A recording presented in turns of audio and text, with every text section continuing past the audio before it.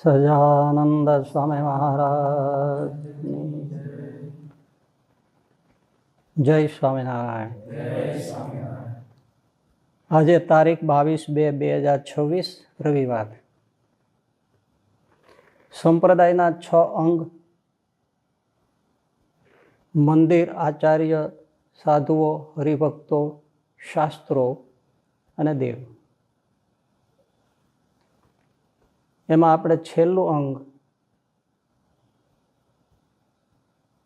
શાસ્ત્રો વિશે ચાલે છે. એ 6થું અંગ છે સંપ્રદાયનું. એ સંપ્રદાયના જે શાસ્ત્રો છે, વચનામૃત, હરિવાક્ય, સુધા સિંધુ, ભક્ત ચિંતામણી, હરિલીલા કલ્પતરુ, હરિલીલામૃત, સત્સંગી જીવન, સત્સંગી ભૂષણ, આ બધા જે શાસ્ત્રો છે એ આપણા પ્રમાણ ગ્રંથો છે. પ્રમાણ ગ્રંથો કે શ્રીજી મહારાજનો શું સિદ્ધાંત છે, શ્રીજી મહારાજ કઈ ઉપાસના કેવી રીતે શુદ્ધ બતાવે છે, એ બધું એમાં વર્ણન હોય છે. અને જ્યારે કોઈ આ સંપ્રદાયમાં મનમાની રીતે કોઈ ઉપાસના પ્રવર્તાવે, સિદ્ધાંત પ્રવર્તાવે, ત્યારે એ સિદ્ધાંતની સામે આપણા મૂળ સંપ્રદાયના એ જે શાસ્ત્રો છે એ જ કામ આવે. કારણ કે એ સિદ્ધ કરે સાચું છે ખોટું છે.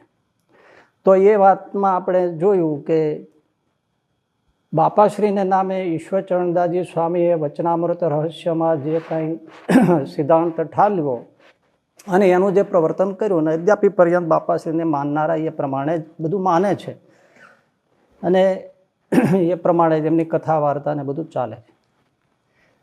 તો એમના જે સિદ્ધાંતો, જેમ કે મૂર્તિના તેજને જ અક્ષરધામ માનવું, પુરુષોત્તમ રૂપે થઈને પુરુષોત્તમનું ધ્યાન ભજન કરવું, એ બધી વાતો વચનામૃત આદિ જે પ્રમાણ ગ્રંથો છે શ્રીજી મહારાજના, એને આધારે ખોટા સાબિત થયા અને ખોટા સાબિત થતા જ રહેશે જ્યાં સુધી આપણે મૂળ સંપ્રદાયના વચનામૃત આદિ જે ગ્રંથો છે એનો અભ્યાસ કરીશું તો જ સમજાશે.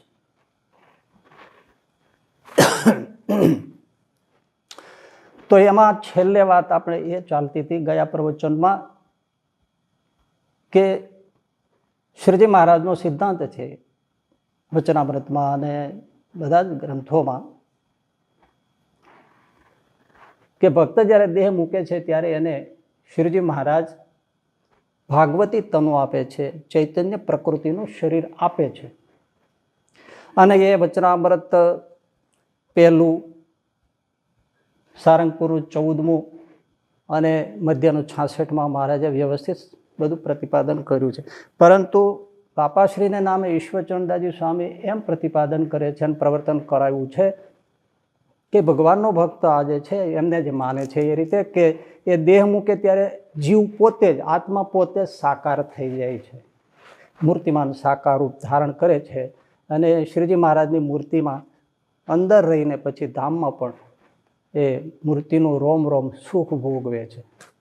નખથી શિખા પર્યંત અંદર રહીને સુખ ભોગવે છે. આવું શ્રીજી મહારાજ ના પાડે છે કે જીવ અણુ સ્વરૂપ છે, એ અણુ સ્વરૂપ ક્યારેય પોતાનું છોડે નહીં. આવું તમામ વૈષ્ણવાચાર્યો, ભાગવતાદિક શાસ્ત્રોનો સિદ્ધાંત છે. આ ઈશ્વરચરણદાસજી સ્વામીનો સાવ મનગણત સિદ્ધાંત છે. જીવ પોતાનું અણુ સ્વરૂપ છોડે નહીં.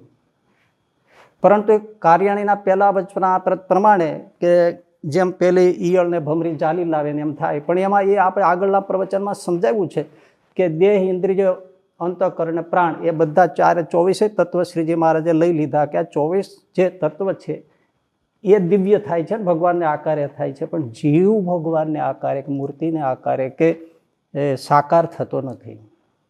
અને તમે વાંચી શકો છો, એમાં ગણાવીને આપ્યું છે શ્રીજી મહારાજે. 24 તત્વોની વાત છે. જે માઇક છે એ ભગવાનને આકારે, ભગવાનને જ્ઞાને કરીને થાય છે. હવે એ વચનામૃત અમે જ્ઞાનનું છે અને આ ધ્યાનમાં જોડે છે, એ પણ એક ખોટું છે. પરંતુ એ સિદ્ધાંત સાચો નથી. અને મૂર્તિમાં રહીને અંદરથી સુખ ભોગવે છે એ તો સાવ ખોટું છે. કારણ કે કોઈ જગ્યાએ કોઈ મળે જ નહીં કે મૂર્તિની અંદર પ્રવેશ થાય. શ્રીજી મહારાજે સમજાવ્યું છે એ પણ મધ્યના 38માં સારંગપુરના 11માં અને અંત્યના 33માં સ્પષ્ટપણે કહી દીધું કે પ્રવેશ કઈ રીતે છે. એ આ બરાબર સમજાઈ જવું જોઈએ, તો આપણને કોઈ ઉઠા બનાવી ન જાય.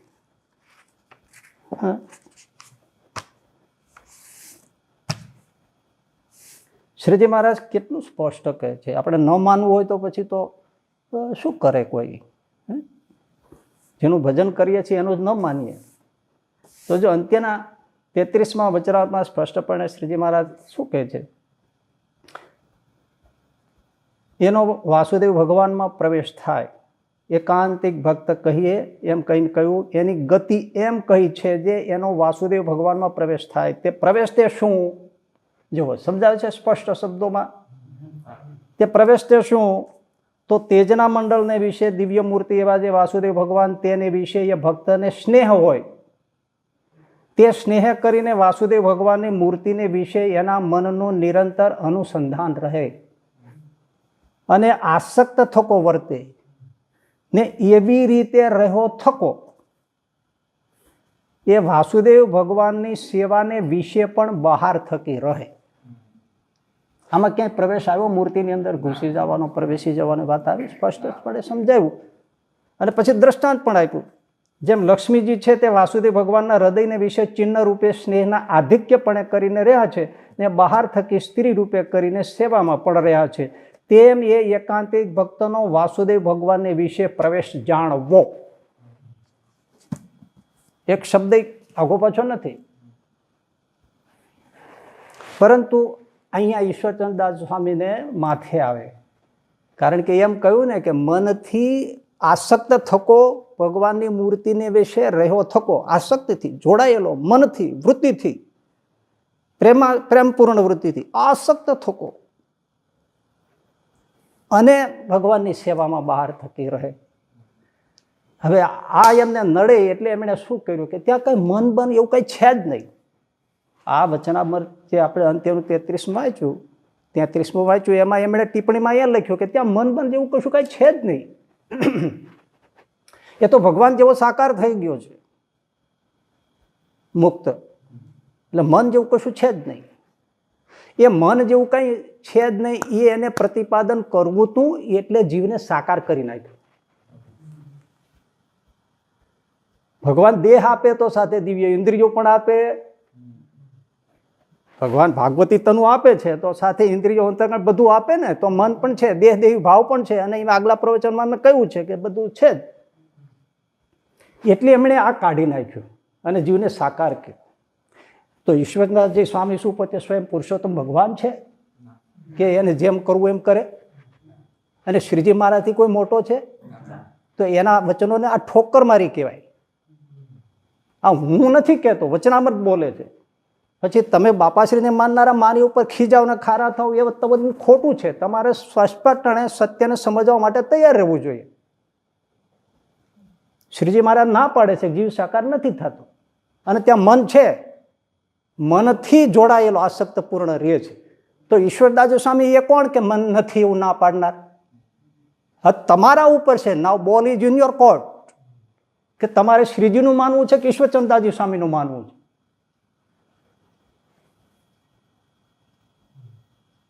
એ મન નથી એવું કરવા માટે એને જીવ સાકાર કર્યો, પણ સાકાર થતો જ નથી. કોઈ આચાર્ય તમે માનો તો દાંત કાઢે કે અણુ સ્વરૂપ, તો એને સનાતન અંશ કેમ કહેવાય?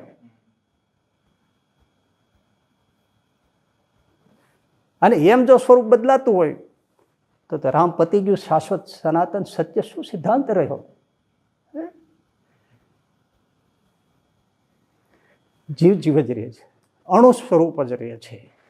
એ પોતાનું સ્વરૂપ છોડતો નથી. અને આગળ મધ્યના 38માં વચનામૃતમાં પાછું મહારાજે પ્રવેશનું એમ પણ સમજાવ્યું કે જેમ કામીને સ્ત્રીમાં, લોભીને દ્રવ્યમાં, વાંજિયાને પુત્રમાં, વાંજ્યો હોય દીકરો આવ્યો પછી કેટલો આસક્ત, એ પ્રસક્તપણે જે વર્તવું, એ ચોટી રહેવું, એ પ્રવેશ છે. મહારાજ કે ચોખ્ખી ગુજરાતીમાં કહ્યું છે,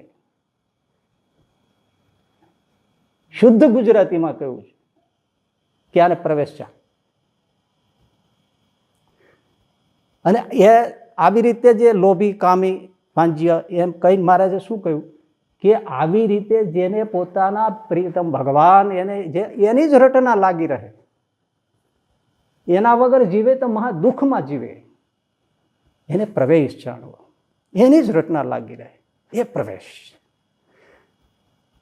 તો આમણે ત્યાં મધ્યના 38માં એવી ટિપ્પણી એટલે કે વિવરણ કર્યું કે રટના લાગી રહે એમ જે કહ્યું ને મહારાજે, એ આ ભક્ત મુક્ત એનો આ પૃથ્વી ઉપર દેહ હોય ત્યાં સુધી આવી રટના લાગી રહે એમ કહ્યું છે. ઓ અહીંયા હોય ત્યારે દેહ હોય ત્યારે આવો ભાવ એને રહે, એની રટના લાગી રહે એટલું કહ્યું છે. બાકી તો પ્રવેશ થઈ જ જાય છે મૂર્તિની અંદર. અને એ આ જે શ્રીજી સંમત વિશિષ્ટાદ્વૈત સિદ્ધાંત મુક્તજીવન સ્વામી બાપા મણિનગરવાળા અને ધર્મ સ્વરૂપદાસ શાસ્ત્રી મૂળીના એમણે મળીને જે આ ગ્રંથ લખ્યો શ્રીજી સંમત વિશિષ્ટાદ્વૈત સિદ્ધાંત સાગર, એમાં તો એમણે એમ લખ્યું છે કે આ જે પ્રવેશ કયો મધ્યના 38માં લોભી કામી વાંજિયાનો બધાનો બંધાણીનો જે અંત્યના 33માં કહ્યું કે સારંગપુરના 11માં કહ્યું, એ એકાંતિકને કયો છે. પણ અનાદિમુક્ત તો મૂર્તિની અંદર જ પ્રવેશીને રહે છે, નક્ષિક સળંગ અંદરથી જ મૂર્તિનું સુખ ભોગવે છે. આ એકાંતિકને કહ્યું છે. શ્રીજી મહારાજે ઓલ ઓવર વચનામૃતની અંદર બધી વાતો એકાંતિક ભક્તના નામે જ કરી છે. કોઈ વાત ક્યાંય અનાદિમુક્તના નામે કરી હોય તો મને છાતીમાં ડામજો તમે. અનાદિમુક્ત પોતે વાપરો છે શબ્દ, એ પોતાના માટે વાપરો છે. ત્યાં પ્રવેશ અપ્રવેશની વાત છે? ક્યાંય વચનામૃતમાં કીધું છે કે અનાદિમુક્ત છે મૂર્તિમાં પ્રવેશી જાય છે? વચનામૃતમાં છે? સંપ્રદાયના કોઈ ગ્રંથમાં છે? તો પછી આ આમનો સિદ્ધાંત કેમ મનાય, કેમ સત્ય કહેવાય? શ્રીજી મહારાજ બોલે સત્ય કહેવાય, ગોપાલાનંદ સ્વામી બોલે સત્ય કહેવાય, આપણા શાસ્ત્રો જે મૂળ સંપ્રદાયના છે એ બોલે એ સત્ય કહેવાય.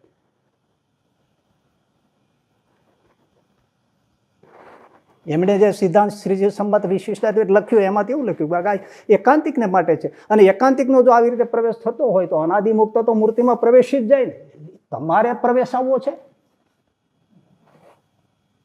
અને આ જે 3 વચનામૃત સારંગપુરનું 11મું, અંત્યનું 33મું, મધ્યનું 38મું એકાંતિક શબ્દના નામે જ પ્રવેશની વાત કરી છે, લીન થવાની વાત કરી છે લક્ષ્મીજીની રાધાની. તો ત્યાં લક્ષ્મીજીનું દ્રષ્ટાંત એકાંતિકને નામે જ છે, તો એ લઈ લે છે કે જો અહીંયા કીધું લીન થઈ ગયા, બધે એ વાપરે છે. તો ત્યાં કેમ નથી કહેતા કે એકાંતિકના નામે છે? પોતાને જ્યાં મન પડે ત્યાં લઈ લેવાનું, બાકી એકાંતિકના નામે કાઢી નાખવાનું. હા, સતત શ્રીજી મહારાજના વચનો ઠોકર મારવાની. આ ત્રણેય વચનામૃત જે છે 38 મધ્યનું, અંત્યનું 33, સારંગપુરનું 11મું એકાંતિકને નામે જ કહ્યું છે. આગળ વાંચ્યું એમાં શું શબ્દ આવ્યો? એકાંતિકનો પ્રવેશ જાણો.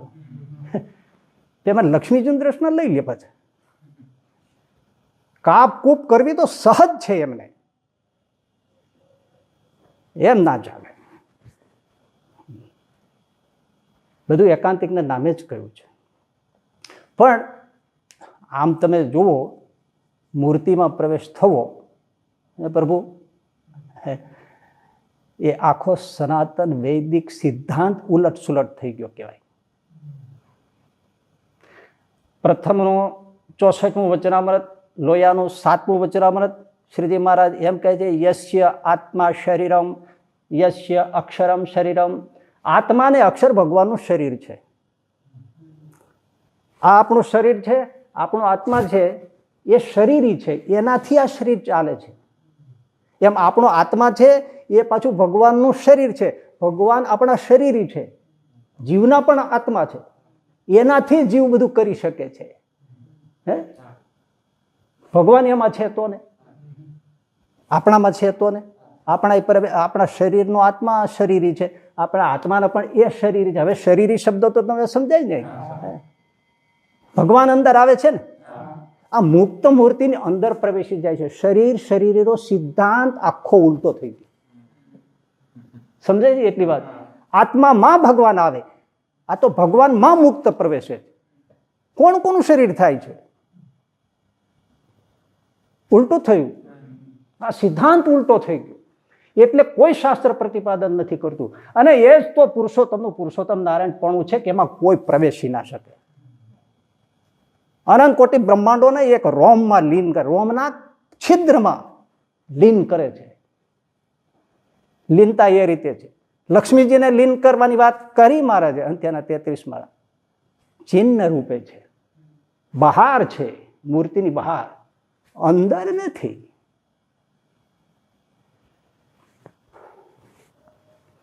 ઉલટું થઈ ગયું. શરીરનો સિદ્ધાંત ઉલટો થઈ ગયો. બે ચોપડી કોઈ શાસ્ત્ર ભણ્યો હોય ને તો એને આ સિદ્ધાંત શરીર અને શરીરના સિદ્ધાંતથી સમજાઈ જવું જોઈએ કે આ ઉલટું થઈ રહ્યું છે. એક પુરુષોત્તમ નારાયણનો જો મહિમા સમજાયો હોય તો તરત હા પડે કે એની મૂર્તિમાં કોઈનો પ્રવેશ નથી.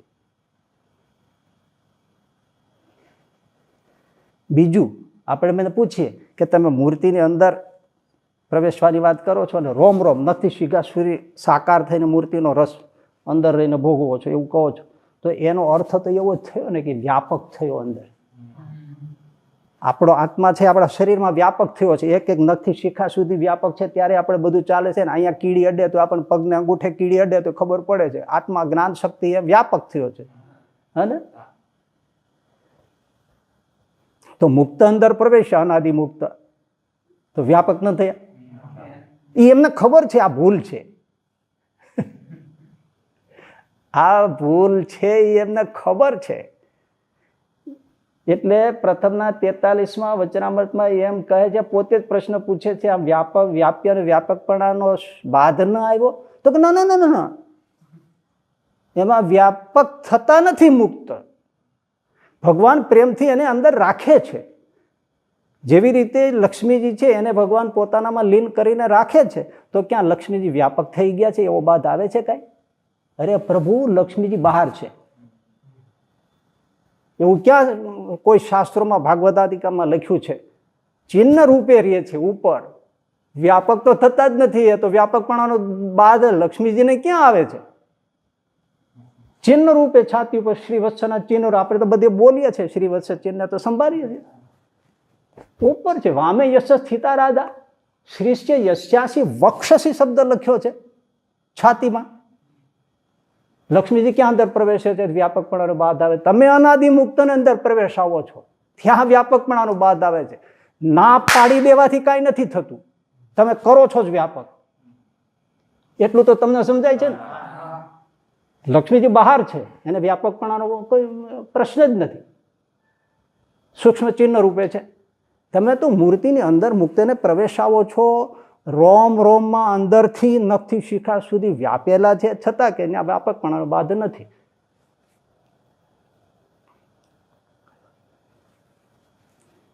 એ સાવ મનમાની વાત કે પછી કોઈનું માનવું નહીં, બસ અમે પકડ્યું એમ વ્યાપક થાય છે, વ્યાપક થાય છે. સારું, વ્યાપક જ થાય છે. આ તમારો સિદ્ધાંત ભગવાનમાં મુક્ત અનાદિ મુક્ત વ્યાપક થયાનું જ પ્રતિપાદન થાય છે. તો તમારે લીન મુક્તિ છે, કારણ કે એ પ્રકારની મુક્તિ છે. એ તો હવે તમે સત્સંગમાં આટલો વર્ષથી જો ખબર તો હોય ને, એક સેવા મુક્તિ છે અને બીજી લીન મુક્તિ છે. નિરાકારવાદીઓ લીન મુક્તિને માને છે, બ્રહ્મમાં લીન થઈ જાય છે. સાકારવાદીઓની સેવા મુક્તિ છે, ભગવાનને ત્યાં જઈને સેવા કરે છે. બે પ્રકારની મુક્તિ છે. હા, તો તમારે લીન મુક્તિ થઈ? ના, એ લીન મુક્તિનો મધ્યના 38માં જે નિષેધ કર્યો છે એ શું કર્યો છે? કે જળમાં જળ મળી જાય, અગ્નિમાં અગ્નિ મળી જાય, એવો નિષેધ કર્યો છે. અમે જે કહીએ છીએ એટલે કે અનાદિ મુક્ત જે મૂર્તિમાં પ્રવેશે એ એવો નથી. મૂર્તિમાં પ્રવેશે તો પણ જુદાપણું રહે છે, એવી આ મુક્તિ છે. એવું તો કે હા, એ તમે જુઓ કે હરિલીલામૃતમાં લખ્યું છે. હરિલીલામૃતમાં લખ્યું છે. શું છે, ક્યાં ને કેમ છે હરિલીલામૃતમાં? હા, હરિલીલામૃત કળશ 3 વિશ્રામ 15માં પ્રસંગ છે એ એવું વાત કરે છે. એ આ શ્રીજી સંમત સિદ્ધાંત સાગર એમાં પણ આ વાત એમણે લખી છે ભાષાંતરના વિભાગમાં. પછી એમણે કહ્યું છે કે ત્યાં પ્રસંગ છે જ, અંદર પ્રવેશે છે છતાં પણ જે અનાદિમુક્ત છે એ જુદા જ રહે છે. એટલે જળમાં જળ, અગ્નિમાં અગ્નિ એવું અમે નથી કહેતા. હા, તો એવું હરિલીલામૃતમાં ક્યાં આવે છે? આવે છે ક્યાં? જો ને આ કીધું હરિલીલામૃત કળશ 3 વિશ્રામ 15 શું છે? હવે ત્યાં ભાઈ એવું છે, નાવલી ગામ છે, ત્યાં કશ્યાભાઈ પટેલ છે, સુખી સંપન્ન માણસ છે, અને એમણે બ્રાહ્મણોનું ભોજન મહી કાંઠા ઉપર રાખ્યું છે.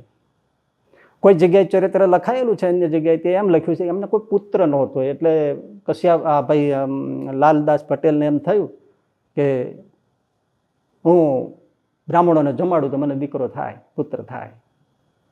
નીલકંઠ વર્ણી વિચરણ કરતા કરતા મહી કાંઠેથી નીકળ્યા છે, ત્યારે આ બ્રાહ્મણોનું ભોજન ચાલે છે. મારા દૂર એક વૃક્ષ નીચે આમ બેસી ગયા, અને એમાં લાલદાસ પટેલ નાવલીને એનું ધ્યાન ગયું, એટલે તરત દોડીને આવ્યા કે કોઈ બ્રહ્મચારી મહારાજ કોઈ અતિ મહાન હોય એવું જણાય છે. એટલે બહુ આ વિનંતીથી પ્રાર્થના કરી કે પ્રભુ, હું આપને જમાડવા માગું છું, કંઈક ભોજન ગ્રહણ કરો. મહારાજ આંખ ખોલીને કહ્યું કે લાવો. એટલે તરત ભોજન લાવ્યા, પતરાવાળા જે હશે તેમાં આપીને લાડુ, દૂધપાક જે કોઈ બ્રાહ્મણોમાં તે હશે મહારાજને આગળ મૂક્યું. મહારાજ પ્રેમથી થોડું જમ્યા. એમની શુદ્ધ ભાવના જોઈને મહારાજ એમને આશીર્વાદ આપ્યો નીલકંઠ વર્ણી વિચરણ વખતે ત્યાં મેળા મહી કાંઠે, કે તમારે ત્યાં અમારો મુક્ત અવતાર લેશે, તમારો કુળનો ઉદ્ધાર કરશે, આવો આશીર્વાદ આપી મહારાજ નીકળી ગયા. સમય જતા એમને ત્યાં પુત્ર થયો, અને એનું નામ કશ્યાભાઈ પડ્યું. ક્યાંથી આવ્યા છે? મુક્ત તમારે ત્યાં જન્મ લેશે, અવતાર લેશે, હે ને? એમાં કઈ ખામી હોય? સાંભળો પ્રભુ, સમય થયો, મોટા થયા, શુષ્ક વેદાંતિનો સંગ થયો, અને કશ્યાભાઈ સંપૂર્ણપણે નિરાકારવાદી થઈ ગયા. ભગવાન નિરાકાર જ છે, અને લીન મુક્તિ બ્રહ્મ મળી જાય છે. ભગવદાનંદ સ્વામી ફરતા ફરતા નાવલી આવ્યા. કોઈ સંત આવે એટલે સમાગમ કરવા જાય, અને આ ચર્ચા થઈ. ભગવદાનંદ સ્વામી સમજી ગયા કે આમને તો નિરાકારવાદીનું અતિશય છે, પણ સ્વામી એટલી શ્રદ્ધા રાખી, પ્રભુ એક દિવસ ને એક રાત અખંડ ચર્ચા ચાલી, બેમાંથી કોઈ ઉઠ્યા નહીં. સવાર પડી ગઈ, શું વાતો થઈ છે. છેવટે ભગવદાનંદ સ્વામીએ કશ્યાભાઈને મનાવ્યું અને સ્વીકાર કર્યો એમણે. હા, હવે એમે સ્વીકારમાં એમ છે, નિરાકારવાદીઓ તમને શું આ તત્વજ્ઞાનની મારે કંઈ આગળ પાછળ કંઈ ખબર ન હોય, અને મારે આ પોટલું ખોલવું એટલે બહુ કઠણ પડે. નિરાકારવાદીઓ એમ માને છે, શાંકર વેદાંતિઓ માત્ર માને છે આત્મા એટલે બ્રહ્મ એક જ છે. મારો તમારો બધાનો જીવ જુદો છે કે એક છે? જુદો જ છે ને. અનંત જીવો છે, અનંત કોટી જીવો છે. નિરાકારવાદીઓ શાંકર વેદાંતિઓ માનતા નથી જીવો અનંત છે એમ. બ્રહ્મ એક જ છે. જીવ તો ભ્રાંતિથી મનાય છે. આપણને અવિદ્યા અજ્ઞાનથી માની બેઠા છીએ. એ અવિદ્યા અજ્ઞાન ટળે, દેહ ફૂટે, મળે, ટળે, એટલે ઘડામાં રહેલો આકાશ ઘડો ફૂટી જાય એટલે ક્યાં જાય? આકાશમાં મળી જાય. એમ બ્રહ્મ મળી જાય છે, પછી કઈ કઈ રહેતું જ નથી. એ લીન મુક્તિ છે. એક જ આત્મા છે જેને બ્રહ્મ કહો. ભગવદાનંદ સ્વામી એને એમ કહ્યું કે તો બ્રહ્મ જન્મ મરણમાં આવ્યું ને. અવિદ્યા અજ્ઞાનથી તો આ બ્રહ્મને આવરણ થઈ ગયું, તો બ્રહ્મને જ આવરણ થયું, અને બ્રહ્મ જ કૂતરા ગધેડા થાય છે, જન્મ મરણમાં ભટકે છે, એમ જ છું ને કશ્યા. તો બ્રહ્મ જ છે. તમે એક જ બ્રહ્મ છે તો કૂતરો ગધેડો કોણ થયો? ભાઈ એમ નથી. જીવ જીવ છે, ઈશ્વર ઈશ્વર છે. અને તમે નિરાકાર પણ એને ભજો ના, ભગવદાનંદ સ્વામી કહે, તો એ લીન મુક્તિ છે એ સત્ય છે. તમારી રીતે તમે માનો છો લીન થાય છે, અમે ના નથી પાડતા. નિરાકાર ભજો છો તો લીન મુક્તિ થાય છે. બ્રહ્મમાં બ્રહ્મ જે નિરાકાર બ્રહ્મ છે એમાં જીવ ભળી જાય છે. પણ સાંભળો, જીવ અણુ છે, એ અણુ જ રહેવાનો છે. ભગવદાનંદ સ્વામી સમજાવે, જીવ અણુ છે, એ અણુ જ રહેવાનો છે. બ્રહ્મ વ્યાપક છે, એ વ્યાપક જ રહેવાનો છે. એટલે તમે મળ્યા કયો છો લીન મુક્તિ, તો પણ જીવ કઈ ઓગળી જતો નથી. તો કેવી રીતે રહે છે એ હરિલીલામૃતમાં લખ્યું છે. અંતે જીવો બ્રહ્મ વિશે સમાય, તે વાત સાચી શ્રુતિ એમ ગાય. વેદ ઉપનિષદ જે કહે છે એ હું તને કહું છું કશ્યાભાઈ. જળે સમાયા જળ જંતુ જેમ, જળમાં માછલા, દરિયામાં માછલા જેમ સમાય છે, તે બ્રહ્મમાં લીન થશે જ તેમ. ભલે બ્રહ્મમાં મળી ગયા, દરિયામાં માછલું મળી ગયું, પણ માછલું જ રહેવાનું છે, એ દરિયો થઈ જવાનું નથી. કારણ કે જીવ અણુ છે, સનાતન અંશ છે, એ એમ જ રહેવાનો છે. આવી રીતે મળે, પણ એનું અણુ સ્વરૂપ છોડે નહીં, કારણ કે જીવ છે. જો નીરમાં એટલે પાણીમાં, જો નીરમાં ક્ષીર મેળ્યું જણાય, ક્ષીર એટલે દૂધ, પાણીમાં દૂધ મળી જાય ભગવદાનંદ સ્વામી, એથી સૂક્ષ્મ વાત કરે છે પ્રભુ. પાણીમાં દૂધ મેળવી દો તોય ભગવદાનંદ સ્વામી શું કે, જો નીરમાં ક્ષીર મેળ્યું જણાય, તથાપિ તે એક કદી ન થાય. આત્મા તથા જે પરમાત્મા છે, મેળા દિશે તો પણ ભિન્ન બેય. આ બે મળી ગયા તો ભિન્ન છે. દૂધનું અણુ દૂધ જ રહેવાનું છે, પાણીનું અણુ પાણી જ રહેવાનું છે કશ્યા. અને આજે તો તમે આ સાયન્ટિફિક જમાનામાં જીવો છો, શુદ્ધ ઘીમાં પ્રાણીઓની ચરબી ભેળવી હોય ને તો લેબોરેટરી વાળા તરત કહે છે કે આ પશુઓની ચરબી છે અને આ ગાયનું ઘી છે. કહે છે કે નથી કહે? એટલે ઘીમાં ઘી ભળી ગયું તો પકડી પાડે છે કે નહીં, કે બેયના અણુ જુદા છે. તો તમે કેમ કહો કે જીવ ઓગળી જાય છે?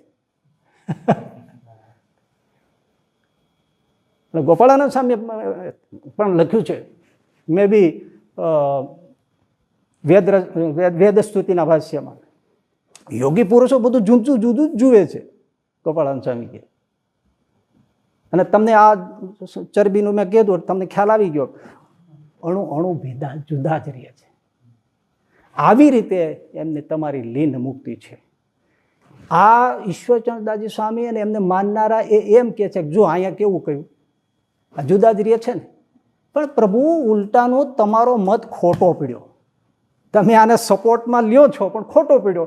પેલું કે જીવ અણુ સ્વરૂપ છોડતો નથી, તમે કહેતા સાકાર થઈ જાય છે, તો પછી એ મહામુક્ત છે તો ઓગળી જવો જોઈએ ને દરિયામાં, બ્રહ્મ જ્યોતિમાં ઓગળી જવો જોઈએ ને. પણ શું શ્રુતિની શાખ શું આપી ભગવદાનંદ સ્વામી કે એ અણુ સ્વરૂપ છોડતો નથી, તમે એમ કહો છો કે સાકાર થઈ જાય છે. તો ઉલટાનું સાબિત થયું કે જીવ અણુ જ રહે છે, હે ને. અને બીજું એ પણ સાબિત થયું કે લીન મુક્તિ છે. ભગવદાનંદ સ્વામીએ કઈ લીન મુક્તિની ના નથી પાડી, એ શ્રુતિ જ કહે છે લીન મુક્તિ છે. તમે નિરાકાર ભજો છો તો લીન જ થશો, પણ થશો તો આવા જ રહેશો. બે બાબતથી આ ખોટા પડે છે ઈશ્વરચંદ્રદાસજી સ્વામી. એક બાજુ કે અમે લીન મુક્તિ નથી, તો આ તમે કહો છો કે અમે આ સપોર્ટમાં આપીએ છીએ, લીન મુક્તિનો સ્વીકાર છે. અને કહો છો જીવ સાકાર થઈ જાય છે, આમાં ના પાડે છે. અને તમે પાછા એટલે બરાબર ઈશ્વરચંદ્ર સ્વામી એક બાજુ લીન મુક્તિની ના પાડે, બીજી બાજુ ક્યાંય પણ કોઈ પણ ગ્રંથમાં ક્યાંય લીન શબ્દ આવે તો જો આ કાવ્યમાં, આ કીર્તનમાં, આ લક્ષ્મીજીના બાબતમાં, શિક્ષાપત્રીના પહેલા શ્લોકમાં જો લીન કીધું. અને આમ પૂછવા દો તો લીન મુક્તિ નથી, છે પણ આમ જુદું છે, આમ જુદું છે. અને પ્રથમના 43ની ટિપ્પણીમાં તેમ જ કહે છે કે આપણે જળમાં જળ, અગ્નિમાં અગ્નિ એમ નહીં, પણ જળમાં માછલું, જળમાં જળે મીનવત એમ આપણી લીન મુક્તિ છે, લીન મુક્તિ છે. છે તો લીન મુક્તિ ને એ સ્વામિનારાયણની નથી, એ નિરાકારવાદીઓની છે, સાકારવાદીઓની નથી. સાકારવાદીઓ સેવા મુક્તિ માને છે. અને બીજું હું તમને કહું, માછલાની જેમ તમે જુદા રહેવાની ઈશ્વરચંદ્રદાસજી સ્વામી વાત કરો છો ને, વચનામૃત રહસ્ય છે બાપાશ્રીના નામે, તો માછલું દરિયામાં હોય એ એક પ્રદેશમાં હોય કે આખા દરિયામાં ફેલાઈ જાય? એક અંશમાં દરિયાની આગળ નાનું માછલું શું કહેવાય? તો આખું માછલું નાનું છે એ આખા દરિયામાં ફેલાઈ જાય છે. તો તમે મૂર્તિમાં આખો ફેલાઈ જાય છે એમ કેવી રીતે કહી શકો? એક બાજુ તમે માછલાનું દ્રષ્ટાંત આપો છો તો કાંઈ એમ સ્વીકારો કે અંગમાં રહે છે, તો કે ના, એક અંગમાંની સળંગ રહે છે. તો માછલું તો સળંગ થતું નથી આખા દરિયામાં. તમે નખથી શિખા પર્યંત મૂર્તિની અંદર પ્રવેશીને વાત કરો છો રોમ રોમ લેવાનું, તો માછલું તો આખા દરિયામાં ફેલાતું નથી. ત્યાંય ખોટા પડો છો તમે. બાપાશ્રી માનનારા પછી વ્યાખ્યા પ્રવચનો કરતા હોય, પુસ્તકો લખતા હોય, એમાં શું લખે? આપણે જે અનાદિ મુક્તની વાત કરીએ છીએ, વચનામૃત રહસ્ય અર્થની જે વાત કરીએ છીએ, બાપાશ્રીએ જે તો બાપાશ્રીએ લખાવ્યું એમ જ કહીએ, લખ્યું છે તો હમણે બાપાશ્રીના નામે. અને જો તમે એમ, આ એક વસ્તુ વચમાં મને યાદ આવી એક્સિડન્ટલી, તમે એમ કહો કે આ બાપાશ્રીએ લખ્યું છે લખાવ્યું છે, તો એનો સ્પષ્ટપણે એવી રીતે થાય કે બાપાશ્રી શ્રીજી મહારાજના સિદ્ધાંતથી વિરુદ્ધ હતા.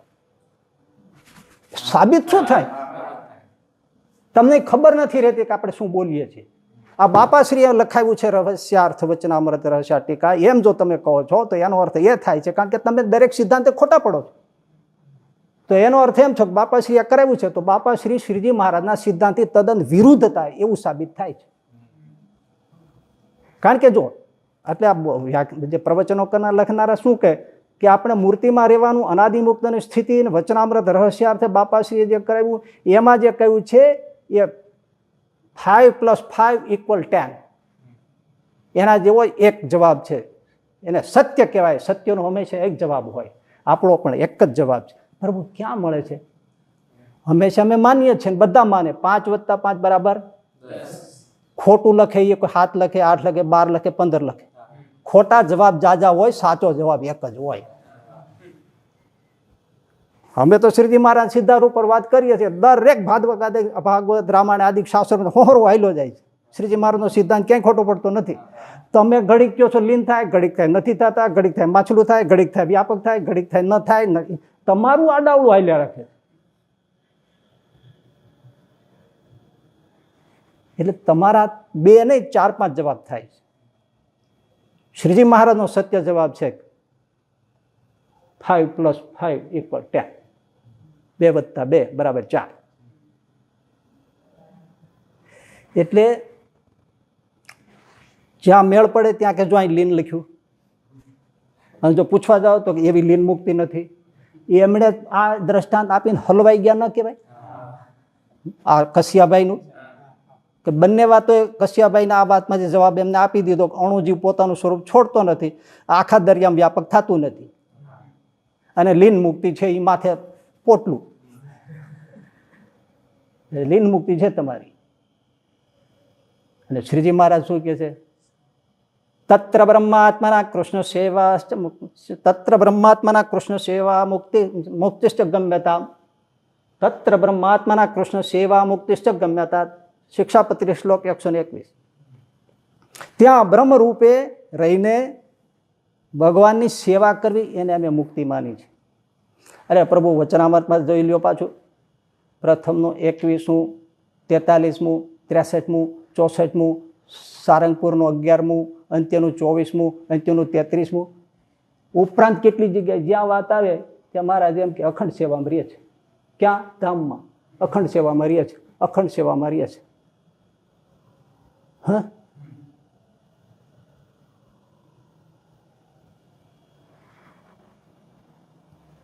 આખું વચનામૃત એના માટે છે સ્પેશિયલ કે સેવામાં રહીએ છે.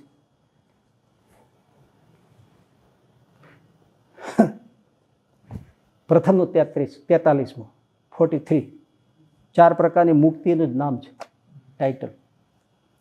પછી શ્રીજી મહારાજ ગણાવે છે ભગવાનના જે ભક્ત છે એ 4 પ્રકારની મુક્તિને ઈચ્છતા નથી. 4 પ્રકારની મુક્તિને ભગવાનના ભક્ત ઈચ્છતા નથી. તે 4 પ્રકારની મુક્તિ તે શું? એક તો ભગવાનના લોકમાં રહેવું, બીજું ભગવાનના સમીપે રહેવું, ત્રીજું ભગવાનના સરખું રૂપ પામવું અને ચોથું ભગવાનના સરખું ઐશ્વર્ય પામવું. એવી રીતે 4 પ્રકારની મુક્તિ છે. તેને તો ભગવાનનો ભક્ત નથી ઈચ્છતો ને કેવળ ભગવાનની સેવાને ઈચ્છે છે. તે 4 પ્રકારની મુક્તિ શા માટે નથી ઈચ્છતો એ પ્રશ્ન છે. મહારાજનો આ વચન પ્રશ્ન છે. તો સંતોએ જે ઉત્તર આપ્યો તે આવડે તેવો ઉત્તર આપ્યો, પણ સમાધાન નથી. ઉત્તર જેવો તે આવડ્યો તેવો તે કર્યો, પછી પરમહંસથી ઉત્તર થયો નહીં.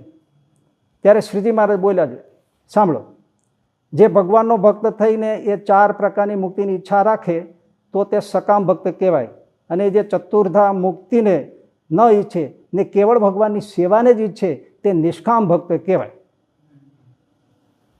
સેવાની વાત આવી. આ શુદ્ધ ગુજરાતીમાં લખ્યું છો. હા, કોઈ ઉર્દુ અરબી એવી કોઈ ભાષામાં નથી લખ્યું. કેવળ ભગવાનની સેવાને જ ઈચ્છે છે. શ્રીજી મહારાજ કેટલું પાકું કરે છે કે ભાગવતના 2 શ્લોક ટાંકીને વાત કરી. એમાં એક જે બીજો છે શ્લોક છે એ ભાગવતના તૃતીય સ્કંદનો 29મા અધ્યાયનો 13મો શ્લોક છે. એની આગળ ભાગવતની અંદર તો ભક્તના લક્ષણો અદ્ભુત બતાવ્યા છે કે આવો ભક્ત, આવો ભક્ત, આવી ભક્તિના લક્ષણવાળો આવો. અને આવો છે તો પણ આ 4 પ્રકારની મુક્તિને ઈચ્છતો એનાથી મોટી વાત છે. લીન મુક્તિ તો રહી ગઈ ને. આ 4 ગણાવ્યામાં લીન રહી ગઈ. લોકમાં રહેવું, રૂપ પામવું, ઐશ્વર્ય પામવું, સમીપમાં રહેવું, એકત્વ લીનની મુક્તિ તો રહી ગઈ હતી ને. એ ભાગવતમાં ગણીને મહારાજે શ્લોક મૂક્યો કે સાલોક્ય લોકમાં રહેવું, સાષ્ટી ઐશ્વર્ય ભગવાન જેવું પામવું, સામીપ્ય ભગવાનની પડખે સમીપમાં રહેવું, સારૂપ્ય ભગવાનને જેવું રૂપ પામવું, એકત્વ ભગવાનની સાથે એક થઈ જવું, એ પણ ભગવાનનો ભક્ત ઈચ્છતો નથી. આમાં શ્લોકમાં જ લખીને ભાગવતનો મૂક્યો. પાકું કર્યું કે નહીં? એકત્વને પણ નથી ઈચ્છતો. 5 પ્રકારની મુક્તિ મહારાજાએ ગણાવી દીધી. એકત્વમ આપી, એકત્વ મુક્તિને પણ અપી શબ્દ મૂક્યો, પણ ઈચ્છતો નથી. શું બાકી રાખ્યું? અને કેવળ ભગવાનની સેવાને જ ઈચ્છે છે. તો આ વચનામૃતની અહીંયા ટિપ્પણીમાં ઈશ્વરચંદ્રદાસજી સ્વામી આ સેવા બાબતે કંઈ ન લખ્યું. અને સારંગપુરના 11મા અને પ્રથમના 9મા વચનામૃતમાં એમનો ઉત્તર લખ્યો. પ્રભુ કે સેવા કીધી છે, હા, તો સેવા એટલે શું એ ઉત્તર આપે છે ત્યાં. નંબર યાદ રહ્યા? સારંગપુરનું 11મું, પ્રથમનું 9મું, એની ટિપ્પણીમાં લખે છે. વચનામૃતમાં નથી, ટિપ્પણી નીચે લખે, વિવરણ લખે એમાં કે સેવા કઈ છે. એટલે સેવા શું? અનાદિ મુક્ત તો ધામમાં મૂર્તિની અંદર જ રહે છે, સળંગ અખંડ, બહાર નીકળતા જ નથી. તો સેવાનો અર્થ એ છે કે એ અનાદિ મુક્ત આ અનંત કોટી બ્રહ્માંડોમાં મનુષ્ય રૂપે પ્રગટ થાય છે અને જીવોને ભગવાન ઓળખાવે છે અને ભગવાનને પાસે પહોંચાડે છે. એ જ સેવા કઈ છે. આવું આમાં આવે છે?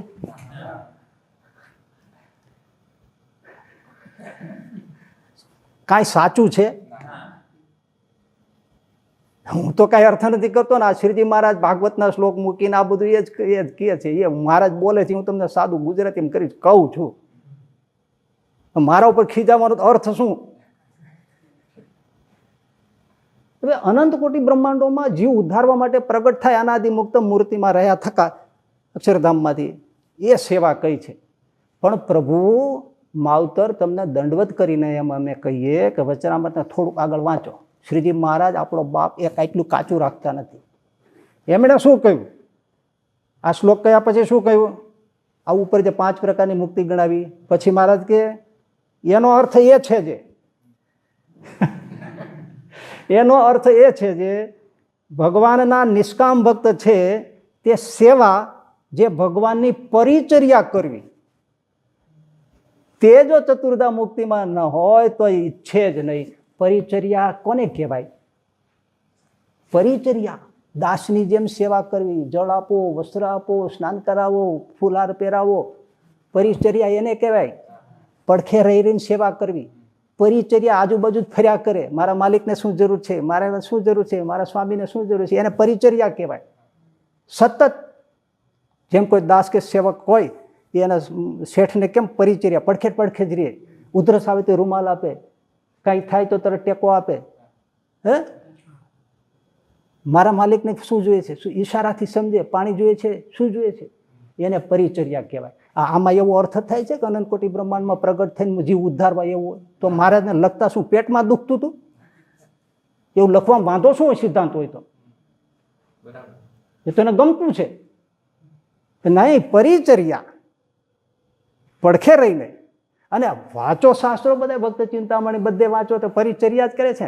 કોઈ તરત પાદુકા આપે, કોઈ આ આપે, કોઈ આ આપે, કોઈ આ વસ્ત્ર પરિધાન કરાવે. હે પ્રભુ, અંત્યના 38માં મહારાજે સ્પષ્ટ કહ્યું કે ત્યાં જે મુક્તોને આનંદ ઉપજાવે છે પુરુષોત્તમ નારાયણ અક્ષરધામમાં, એ જે અનંત મુક્તો છે એ દિવ્ય ઉપચારોથી એની સેવાને ગ્રહણ કરે છે.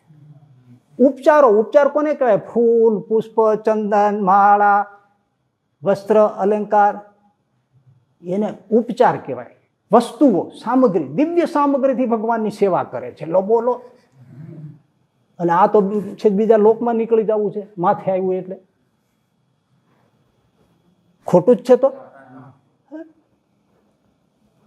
ના, આવું નથી પ્રભુ. વચનામાં જુદું કે છે, તમે કઈ જુદું પપડું વગાડો છો, મળતું નથી. આમાં 2+2 જવાબ ક્યાં આવ્યો?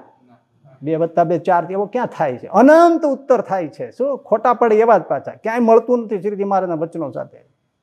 અને છતાં આપણને એક પ્રશ્ન થાય પ્રભુ કે શ્રીજી મહારાજનો એક બીજો સિદ્ધાંત છે દ્રઢપણે, સ્વામી સેવકપણાનો ભાવ, દાસપણાનો ભાવ. વચનામૃતમાં પાને પાને આવે. ભગવાનનું સ્વામી સેવકપણું મૂકવું નહીં, ભગવાનનું દાસપણું મૂકવું નહીં. ગમે તેવા ઐશ્વર્ય આવે તો ભગવાનનું દાસપણું, અને બ્રહ્મરૂપ થઈ જાય તો દાસપણું મૂકવું નહીં. સ્વામી સેવકનો સંબંધ એ આપણા સ્વામિનારાયણ સંપ્રદાયનો સિદ્ધાંત છે અને બધા વૈષ્ણવોનો એ છે, સ્વામિક સેવાનો ભાવ.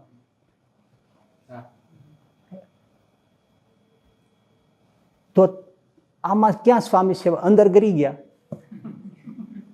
તો સેવકાઈ ક્યાં રહી? તો એનો ઉત્તર એમણે પ્રથમના 21માં વચનામૃતમાં ટિપ્પણીમાં લખ્યો કે આ જે અનાદિમુક્ત છે ને એ સૌથી વધારે સારંગપુરના 17માં વચનામૃત પ્રમાણે કેમ ચંદ્રનું મંડળ અહીંથી નજીક દેખાય છે, જેમ જેમ અધિક મોટું દેખાય એમ સૌથી વધારે જે જાણતો જાય એમ એને ભગવાનનો અપાર મહિમા સમજાય છે. અને ત્યાં મારે જેમ કહ્યું, જેમ અપાર મહિમા સમજાય છે એમ એનું દાસપણું અતિ દ્રઢ થતું જાય છે. એટલે આ એમ કે છે ઈશ્વરચંદ્રદાસજી સ્વામી પ્રથમના 21ની ટિપ્પણીમાં કે આ અનાદિમુક્ત છે સૌથી વધારે પુરુષોત્તમનો મહિમા જાણે છે, એટલે મૂર્તિમાં રહ્યા થકા એમને સ્વામી સેવકપણાનો ભાવ તો બધાથી વધારે રહે છે. અને એ જે સ્વામી સેવકપણાનો ભાવ એ જ સેવા છે. આ સેવા અર્થ બદલ્યો, જોઉં તમે અર્થ બદલ્યો ને, એટલે જે સેવા ભાવના એ જ સેવા છે. આ બદલ્યું કે નહીં? હવે એક જવાબ ક્યાં આવ્યો? અનંત કોટી બ્રહ્માંડની આગળ વાત કરી, વળી પાછા એમ કહે છે કે જે સ્વામી સેવક ભાવ છે અંદર એ જ સેવા છે. પ્રભુ, તમે કોઈ નોકર રાખ્યો હોય ને પછી બેઠો હોય અને પછી કે પાણી આપો, મારે સેવા ભાવ છે ને એ જ સેવા છે. તમે રાખો.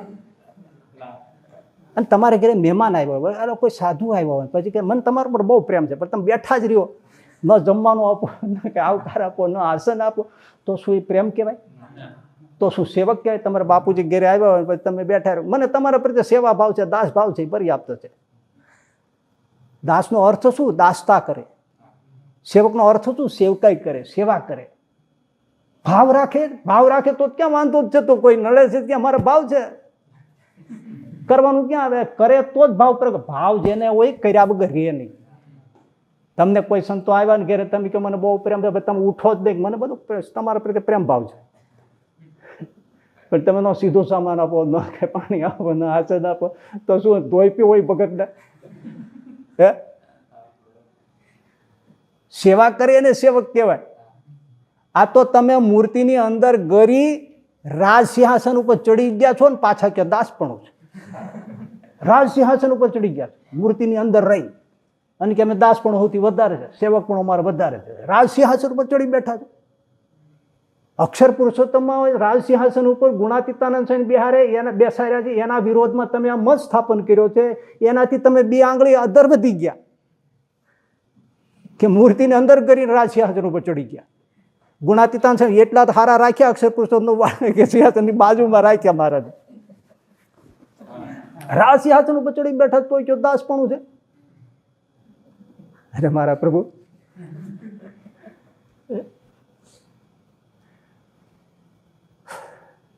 જો ઉમરેઠમાં ગોપાળાનંદ સ્વામીએ બ્રહ્મસૂત્ર ઉપર સૂત્રાર્થથી ભાષ્ય લખ્યું અને પછી એનું પૂજન કરવાનું હતું ને પછી શિવલાલ શેઠે ત્યાં હતા કે શિવલાલ મારે આ પુસ્તકનો ભાષ્ય પૂરું થયું છે મારે પૂજા કરવી છે. પછી બધાને રસોઈ આપીને એમણે બધે સંતોને બોલાવીને પૂજા કરી. પછી કેશવદાસ હતા સાધુ જે સમાધિવાળા હતા એમને કહ્યું તમે જોવો જ બધા સંતોની પૂજા થઈ ગઈ અક્ષરધામમાં. અક્ષરધામમાં જોયું તો બધાની પૂજા થઈ ગઈ. મુક્તાનંદ સ્વામી નહોતી થઈ તો કે એમના શિષ્ય ક્યાં ગયા? પછી શાંતાનંદ એમના શિષ્યને બોલાવ્યા, ધોત્યાન પૂજન ચંદન ચર્ચ્યું. પછી કે જાઓ સમાધિમાં જોઈ આવો. તો કે હવે મુક્તાનંદ સ્વામી પૂજા થઈ ગઈ છે. એ બધા મૂર્તિમાં હતા કે બહાર બેઠા હતા? આ સમાધિવાળા કોઈ જોતા નથી, બધા બહાર જ દેખાય. વિજ્ઞાનદાસી સમાધિ કરતા ગોપાળાનંદ સ્વામી ક્યાં દેખતા? બીજા સંતોને ક્યાં દેખતા? જુનાગઢના મહાપુરુષદાસી સમાધિ કરીને જતા ક્યાં દેખાતા? ક્યાં બધા? બધા મૂર્તિમાં હતા. મૂર્તિમાં વાત કોની યાર કરવી? અને ગોપાળાનંદ સ્વામી તમે અનાદિ કયો છો? ત્યાં ગોપાળાનંદ સ્વામી વિજ્ઞાનદાસજી જયારે પૂછવા ગયા હતા મારા વાસના છે કે નહીં, તો ગોપાળાનંદ સ્વામી ક્યાં બેઠા હતા? અમે ક્યાં આવ્યું મૂર્તિમાં પ્રવેશી જાય છે એવું? એમાંય દાખલો મળતો નથી, બધા બહાર જ દેખાય. એટલે સભાય છે. અને મારા લોહીના 14માં કહે છે, મધ્યના 13માં કહે છે કે અમે હૃદયકાશમાં છે મૂર્તિ ભગવાન સિંહાસન ઉપર બેઠા છે, 4 કરોડ મુક્તના મંડળ ભરાઈને બેઠા છે. એક દ્રષ્ટિએ મહારાજની સામે જોઈને બેઠા છે. વચનામાં ક્યાંય કીધું અનાદિમુક્ત માલિકો બેઠા બેઠા જોવે છે એવું? મંડળો સામે જ ભરાઈને બેઠા છે. એટલે સભાય છે. ગોપાળાનંદ સ્વામીએ પ્રથમના 46 એના વાતોના પ્રકરણમાં, બીજા પ્રકરણની 46માં વાતમાં 4 પ્રકારના મુક્તના સુખના તારતમ્ય પણાનું કીધું. તો એક મહારાજની મૂર્તિને જ દેખે છે, ઉત્તમ છે. એ વાત યાદ હશે તો દર્શન છે પણ બહાર સભા છે, બહાર સેવા કરે છે, બહાર. એટલે સભા દર્શન સેવા બધું છે પણ મૂર્તિમાં કોઈ નથી. મૂર્તિની અંદરનો ક્યાંય ઉલ્લેખ નથી, કોઈ પ્રવેશ જ નથી. એને તો પુરુષોત્તમ નારાયણ કહેવાય કે એમાં કોઈનો પ્રવેશ જ નથી. ન તત્ સમહ ન તત્ પરઃ, એના સમાન કોઈ નથી. અંત્યના 37માં કીધું આમ ભગવાનના સાધર્મ્ય પ્રાણાને પામેલા મુક્તો છે છતાંય પુરુષ છે ને આ પુરુષોત્તમ છે. એની સમાન કેમ કોઈ થઈ શકે? તો તમે એક ભગવાન જેવા તો ભગવાન જ છે એટલે એમાં કોઈનો પ્રવેશ ન હોય. અને આ દ્રષ્ટાંતો, આ દાખલાઓ, અનુભવ સમાધિના એ ના પાડે છે કે નથી. હવે તો સમજાય છે ને ચોખ્ખું? પ્રભુ, તો તમને એમ થશે મનમાં કે ઈશ્વરચંદ્રદાસજી સામે આવી કસરત એક્સરસાઇઝ કરે છે શું કામ મૂર્તિમાં રાખવાની અનાદિમુક્તને? એ તમને આશ્ચર્ય થશે. બાપાશ્રીને માનનારા મને કદાચ આમ બહુ ખીજાશે, પણ હકીકત એવી છે અક્ષર પુરુષોત્તમના કોન્ટ્રોવર્સીમાં જ આ સિદ્ધાંત એમણે રાખ્યો છે. હવે અક્ષર બ્રહ્મનાથ કાઢી નાખ્યું, ધામ રૂપે કાઢી નાખ્યું. એટલે તો અને ગુણાતીતાન સાઈને અક્ષર બ્રહ્મ કહીને એની પરંપરામાં આવે અને અક્ષર પ્રગટ બ્રહ્મ કહે છે. હવે અબજી બાપાને મૂકવાય ક્યાં? મોટો પ્રશ્ન. આ કઈ રીતે અલગ પાડવા? મુક્તોની સભામાં બેસાડે તો બધા પરમ એકાંતિક ને એ બધું થઈ જાય તો હારે ભળી ગયા. અક્ષરબ્રહ્મ તો કહેવાય નહીં, કારણ કે અક્ષરબ્રહ્મ તો ગુણ અક્ષર પુરુષોત્તમ વાળાએ લઈ લીધું. એટલે મૂર્તિમાં રાખવા એ જ એક વિકલ્પ રહ્યો, એટલે નીકળવા દેતા નથી. અલગ કેમ પાડવા બાપાશ્રીને? અલગ પાડવા માટે કોઈ તમે જોયું કઈ વસ્તુ જ ન રહી, કોઈ સ્થાન ન રહ્યું. એટલે મૂર્તિમાં અનાદિમુક્ત પ્રવેશે છે અને એ આપજી બાપા છે, એ અનાદિમુક્તો છે, એ મૂર્તિમાં રહે છે અને એ અક્ષરની ઉપર છે. એટલે તમારું અક્ષર તો ક્યાંય ધૂળ ચાટતું ફરે, એ એમને સિદ્ધ કરવું છે. એટલે નીકળવું હોય તો અનાદિમુક્ત નીકળવા નથી દેતા. કાંઈક જરી મોઢું બહાર કાઢવું હોય તો કાંઈક, કારણ કે એ એક જ રહ્યું. હવે સમજાય છે ને? એટલે આ વ્યાયામ છે બધો, કે મૂર્તિમાં જ રહેવા જોઈએ.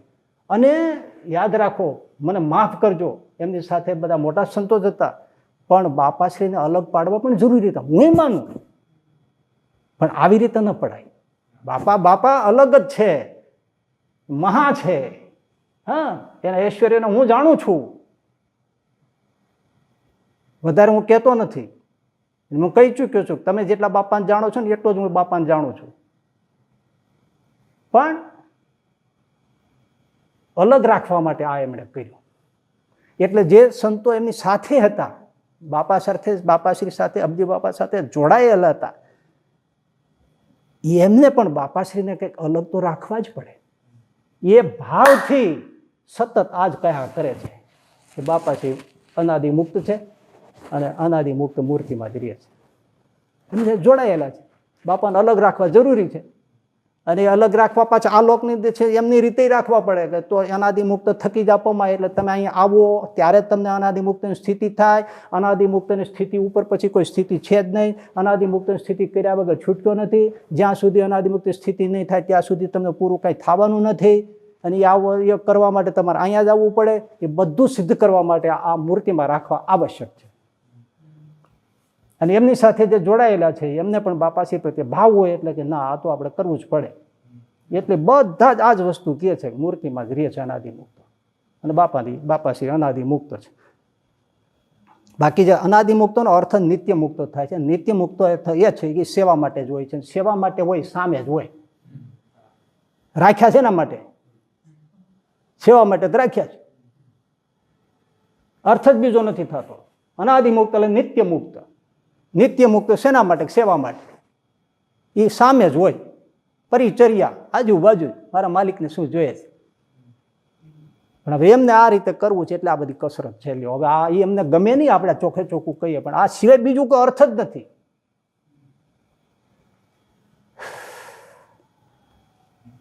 એટલે આ વાત આ પ્રમાણે જે હતી, મેં તમને કંઈ કડવી લાગે કે જેવી લાગે હતી મને માફ કરજો, પણ આ પ્રમાણે જે છે, અને એમણે જે સિદ્ધાંત સ્થાપ્યા એ નથી મેળ પડતા. શ્રીજી મહારાજના સિદ્ધાંત સાથે મેળ નથી ખાતો. અને તમને હવે થોડાક અમુક ખુલાસા કરી દો. આ ખુલાસા પ્રકરણ છે. હવે વચરામતની વાત આમ પૂરી થઈ એમ કહેવાય. આપણને તમે યાદ હોય તો પ્રથમનું 32મું વચરામૃત છે એ માળા ને ખીલાનું છે. પક્ષી માળામાં આવે, પશુ ખીલે આવે, હે ને? ત્યાં આ લોકો એ પક્ષી માળામાં આવે એ પકડી લે છે, જો અહીંયા અનાદિમુક્તની સ્થિતિ કીધી. બાકી હકીકતમાં આપણા કોઈ શાસ્ત્રોમાં અનાદિમુક્તની ક્યાંય એવી રીતે સ્થિતિ કહી નથી. વચરાવતમાં ક્યાંય કીધું નથી. મેં તમને કહ્યું કે મૂર્તિમાં રહે છે એમ કહી દો, ગોતી દો. નથી, આપણા કોઈ પણ ઓરિજિનલ ગ્રંથોમાં નથી, મૂળ ગ્રંથોમાં નથી. તો આ એક દ્રષ્ટાંત છે. એ દ્રષ્ટાંતમાંથી સિદ્ધાંત બનાવ્યો. એ સાચું કહેવાય કે જે સ્પષ્ટ શુદ્ધ ગુજરાતીમાં કીધું હોય એમાંથી સિદ્ધાંત બનાવાય. એ સ્પષ્ટ ગુજરાતીના સિદ્ધાંતોને ઠોકર મારી અને જો આ પક્ષી માળામાં આવી ગયું ને, એ અનાદિમુક્તની સ્થિતિ છે. મૂર્તિમાં રહીને એ પક્ષી માળામાં રહીને પક્ષી બોલે, ચાલે, બધું કરે ને, એમ અનાદિમુક્ત છે એ શ્રીજી મહારાજની મૂર્તિની અંદર રહે છે. એ આ દ્રષ્ટાંત અનાદિમુક્તની સ્થિતિનું છે. આ એટલે દ્રષ્ટાંતમાંથી સિદ્ધાંત બનાવવો. સિદ્ધાંત સ્પષ્ટ શુદ્ધ ગુજરાતીમાં કીધો એ નહીં માનવાનો. આ તો પરમાશ્ચર્ય કહેવાય. થોડું સમજ તો એને થાય કે ભાઈ પહેલા કીધું હોય એ સ્પષ્ટ ગુજરાતીમાં માનવાનું હોય. દ્રષ્ટાંતમાં દ્રષ્ટાંતો અનેક રીતે જાય. અને આ દ્રષ્ટાંત છે ભાઈ, એ પક્ષી અખંડ રહેતું નથી તોય ખોટું પડે. માળામાં બેસી ગયું પછી બેસી જ ગયું તો એને ગુજરી ગયું કહેવાય. આવે જાય છે.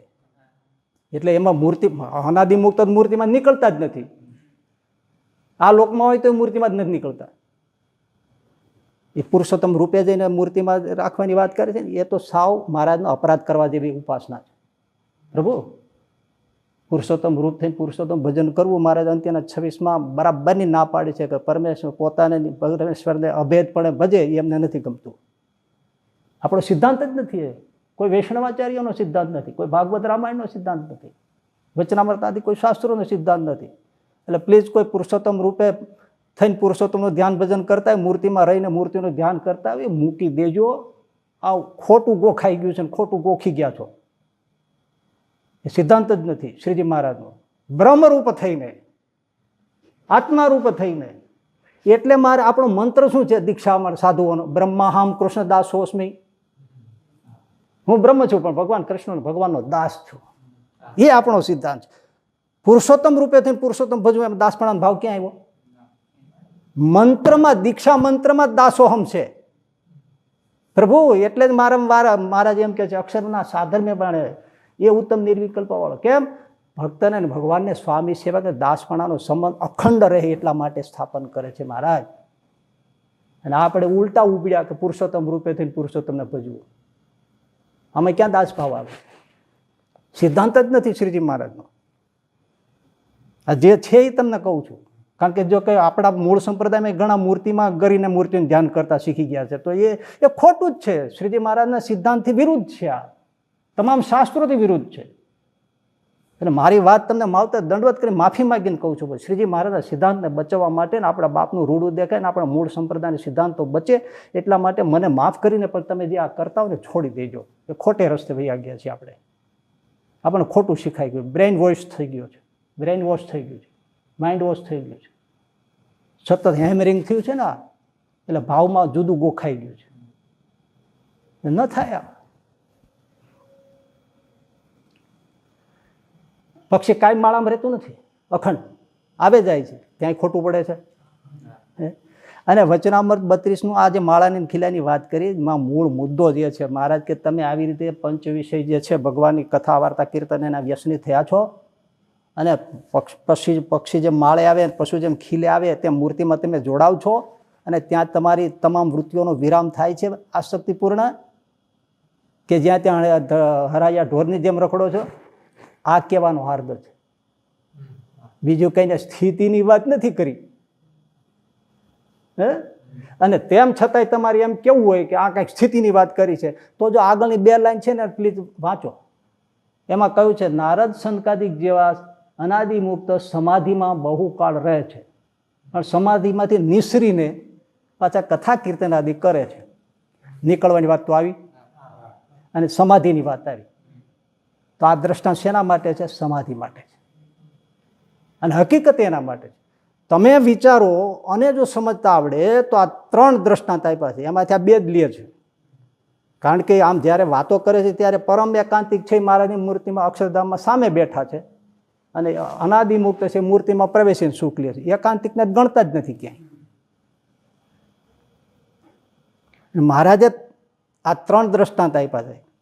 જેમ માણસ દેશ વિદેશ જાય છે પણ ઘરે આવે ત્યારે નિરાત કરે છે, જેમ પશુ ચરવા જાય છે ખીલે આવે છે, જેમ પક્ષી ચારો ચરવા જાય છે ચણ ચરવા જાય છે માળામાં આવે છે. 3 દ્રષ્ટાંત આપ્યા ને. 3 દ્રષ્ટાંતમાં પ્રભુ મને તો આમ કંઈકનું કંઈક થાય છે કે શ્રીજી મહારાજે આખું યોગ શાસ્ત્રનો સાર મૂકી દીધો.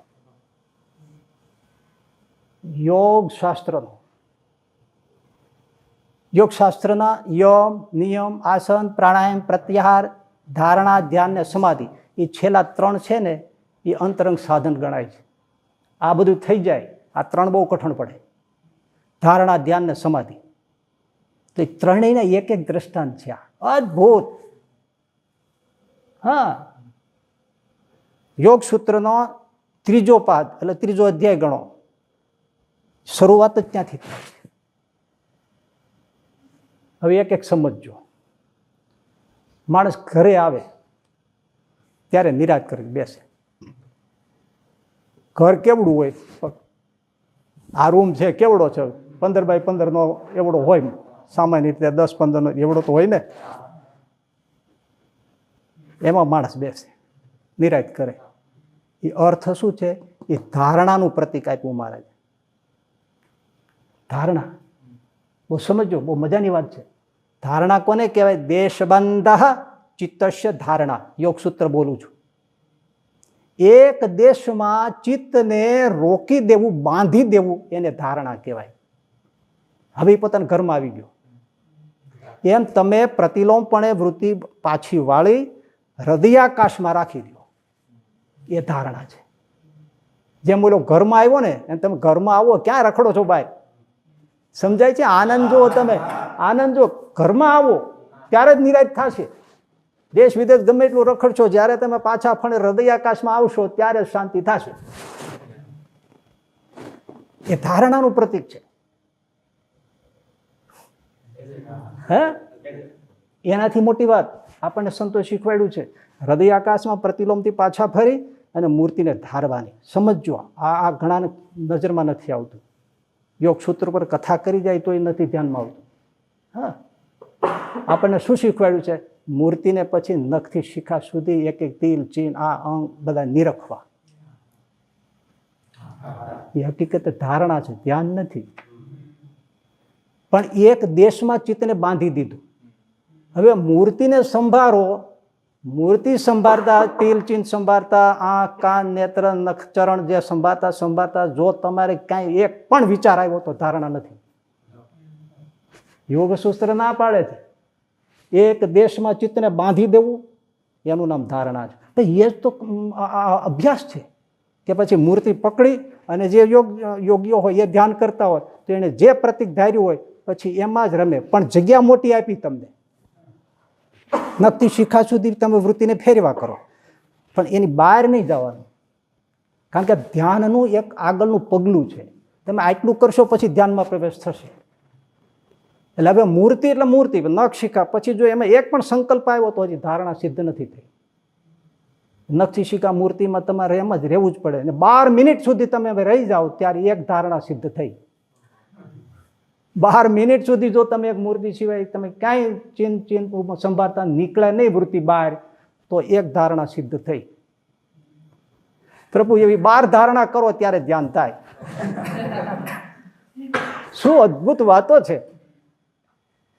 હું તો વચનામૃતને જોઉં ને મને એમ થાય કે મારા બાપ દુનિયા આખામાં જે કહેવાનું છે એનો સાર આ છે. જેટલું બોલો એટલું ઓછું છે, પણ સાચું સમજવું નથી. હું તો જે કાંઈ મારા બાપની દીધેલી બુદ્ધિથી જોઉં છું તો હું તો વચનામૃતને જોઉં તો રોમ રોમ આનંદ થાય કે શું આમણે કીધું છે બાપ, શું આમણે કીધું છે બાપ, અને શું નંદ સંતો 4 સંતોએ શું સંગ્રહણ કર્યું છે, એક એક શબ્દને શું એમણે ભણ્યો છે, શું મૂક્યો છે, શું દ્રષ્ટાંતો આપ્યા છે. ઓ પ્રભુ મારા બાપ, તમને આટલામાં આનંદ થઈ ગયો ને મેં કીધું હજી આગળ बढ़ो. એટલી ધારણા સિદ્ધ થઈ. બસ મૂર્તિ લઈને બેઠા હૃદય આકાશમાં, પછી એમાં એક પણ સંકલ્પ 12 મિનિટ ન થાય તો સમજવાનું મારું ચિત્ત ધારણામાં આવી ગયું છે. હવે પશુ ખીલે બંધાય, બાંધી દીધું, જગ્યા ટૂંકી થઈ ગઈ અને દોરડું આવી ગયું.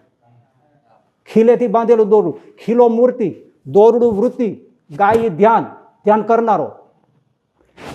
તત્ર પ્રત્યેકતાનતા ધ્યાનમ, તત્ર પ્રત્યેકતાનતા ધ્યાનમ. યોગ સૂત્રમાં વૃત્તિને પ્રત્યય શબ્દ કહેવામાં આવે છે. એક ધારી વૃત્તિનો પ્રવાહ. હવે મૂર્તિને નખશીખ નહીં જોવાની, આખી મૂર્તિને જોવાની, આખી સમગ્ર મૂર્તિ. મહારાજે વચનામાં કીધું છે વડતાલના 4થા કાઠમામાં, એક જ મૂર્તિને જેમ મંદિર ભેળું જોવે એમ મહારાજ કે નખશીખ નહીં જોવાનું, એટલે આખી મૂર્તિને બદલવી નહીં, સમગ્ર મૂર્તિને ભેળી જોવાની. હવે એને ફરવાની વૃત્તિ બંધ કરી દીધી, આખી મૂર્તિને જોવાની હૃદયાકાશમાં પ્રતિલોમથી પાછા વળી. અને એ જે 5 ઇન્દ્રિયો છે અને 4 અંતઃકરણ છે એ બધાનો પ્રવાહ એક દોરડા કેવો કરવાનો, એનું દોરડું કરવાનું, પિંડીકરણ કરવાનું, એકીકરણ કરવાનું, ગૂંથી લેવાની. દોરડું ગૂંથેલું હોય, એકબીજા પર વળ ચડાવ્યો હોય. એ બધી વૃત્તિઓનું પિંડીકરણ, એકીકરણ કરી દોરડાની જેમ મૂર્તિમાં એક પ્રવાહ જવા દેવો. અને 12 મિનિટ સુધી ન થાય તો એક ધ્યાન થયું, ખસે નહીં તો હવે હલવાનું નહીં. મૂર્તિમાં ફરવું હેલું છે. આ એક સમગ્ર જોઈ રહેવું ને એ કઠણ છે. જો એ થાય તો ધ્યાન, એમાં સેજ ચીટ ડોયલું યોગસૂત્ર ના પાડે, ધ્યાન નથી, ધ્યાન નથી, તમે ખસ્યા. વૃત્તિ તૂટી ગઈ. આ ખીલે આવ્યાની વાત. તત્ર પ્રત્યેકતા નતા ધ્યાનમ. દોરડાની જેમ આમ દોરડું વચ્ચે તૂટે ગાય ભાગી જાય. પ્રભુ ધ્યાન કરનારો ભાગી ગયો, એનું ઉપરાંત દોરી તૂટી ગઈ એટલે ધ્યાન કરનારો ભાગી ગયો. મૂર્તિ રહી ગઈ, દોરડાને બે કટકા થઈ ગયા, બે કૈટકા થઈ ગયા, ભલે ઝાલાવાડી એ બે કૈટકા થઈ ગયા. હવે એમ જો પછી દોરડાની જેમ રહી ગયો અને એમ 12 ધારણા કરી, 12 ધ્યાન કર્યા, સમાધિ.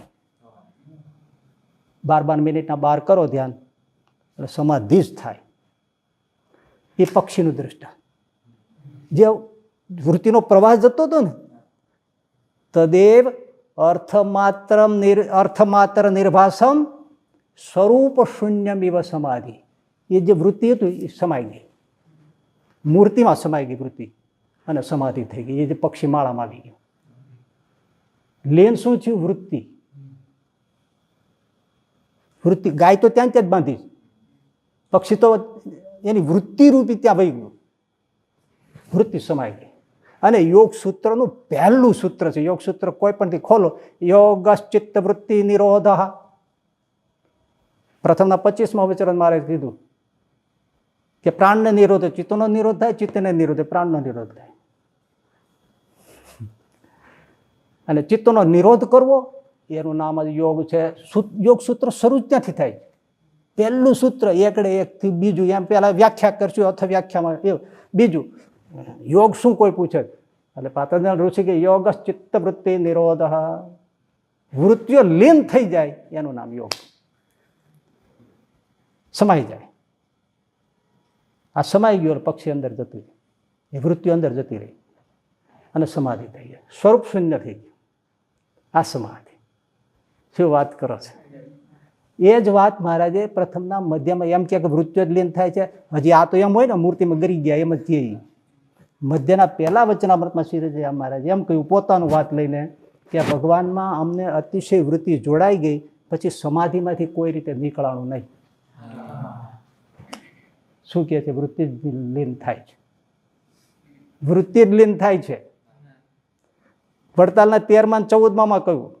13માં એમ કહ્યું, ભગુભાઈ ભાદરણવાળા અમે પૂછ્યું મહારાજ આ સમાધિ કેમ થતી છે? કે ભગવાનને વિશે જ્યારે ઇન્દ્રિયો ચોંટે છે, ખેંચાય છે, ત્યારે સમાધિ થઈ જાય છે. તો કે કુપાત્રજીવને સમાધિ વડતાલના 14માં, તો કે એને ભગવાનને ભગવાનના સંતનો ગુણ આવે છે ત્યારે અતિશય પવિત્ર થઈ જાય છે, ત્યારે ચિત્ત ભગવાનમાં ચોંટે છે અને સમાધિ થઈ જાય છે. વૃત્તિનો જ લય થાય છે. અને પાછી ભગવાન એને બહાર કાઢે કે પોતાની મહારાજ કીધું ને 25માં કે વાસના હોય, મધ્યના પહેલા વચરામાં કે વાસના હોય તો બહાર આવે અને નહીતર પછી ભગવાન એને બહાર કાઢે. અને કાં સ્વતંત્ર હોય તો બહાર આવે. બાકી સમાધિમાંથી નીકળવું કઠણ છે. એકવાર થઈ પછી ના નીકળાય. પણ કાં તો વાસના હોય તો નીકળે, કાં પોતે સ્વતંત્ર હોય તો નીકળે, અને કાં પછી ભગવાન એને બહાર કાઢે. લીન શું થાય છે? વૃત્તિઓ જ લીન થાય છે. અને આ જે 32માં જે પક્ષીની વાત કરે છે માળાની, સમાધિનું જ દ્રષ્ટાંત છે. કારણ કે ઉપાધિ ઉપર સમાધિ નારદ સંતકાદિકના નામે લઈને સમાધિનું નામ આપ્યું છે અને યોગ સૂત્ર પ્રમાણે પણ સિદ્ધ થાય છે. અને મહારાજે આ 3 વચરાતમાં કીધું, વૃત્તિઓનું જ કીધું છે. વૃત્તિઓ લીન થાય છે. પક્ષી માળામાં આવે છે અને પક્ષી બારું આવે છે. એમાં કીધું મહારાજે પાછા એ નીકળે છે ભાઈ, સમાધિમાંથી નીકળે છે. શબ્દ ચોખ્ખો શુદ્ધ ગુજરાતીમાં, અરબી નથી બોલ્યા કે સમાધિમાં બહાર નીકળે છે. તમારે દ્રષ્ટાંત જ લેવું હોય તો એની સાથે જ ફિટ થાય. તો તમે છેક આઉટસાઇડ લઈ આવો કેમ મેળ આવે? ન થાય પ્રભુ. એટલે એક વસ્તુ સમજી રાખવાની, વૃત્તિઓનું જ લીન થાય છે. છતાંય આ લોકો જ્યાં હોય ને ત્યાં લીન શબ્દ ભાળી જાય, કૂદી પડે.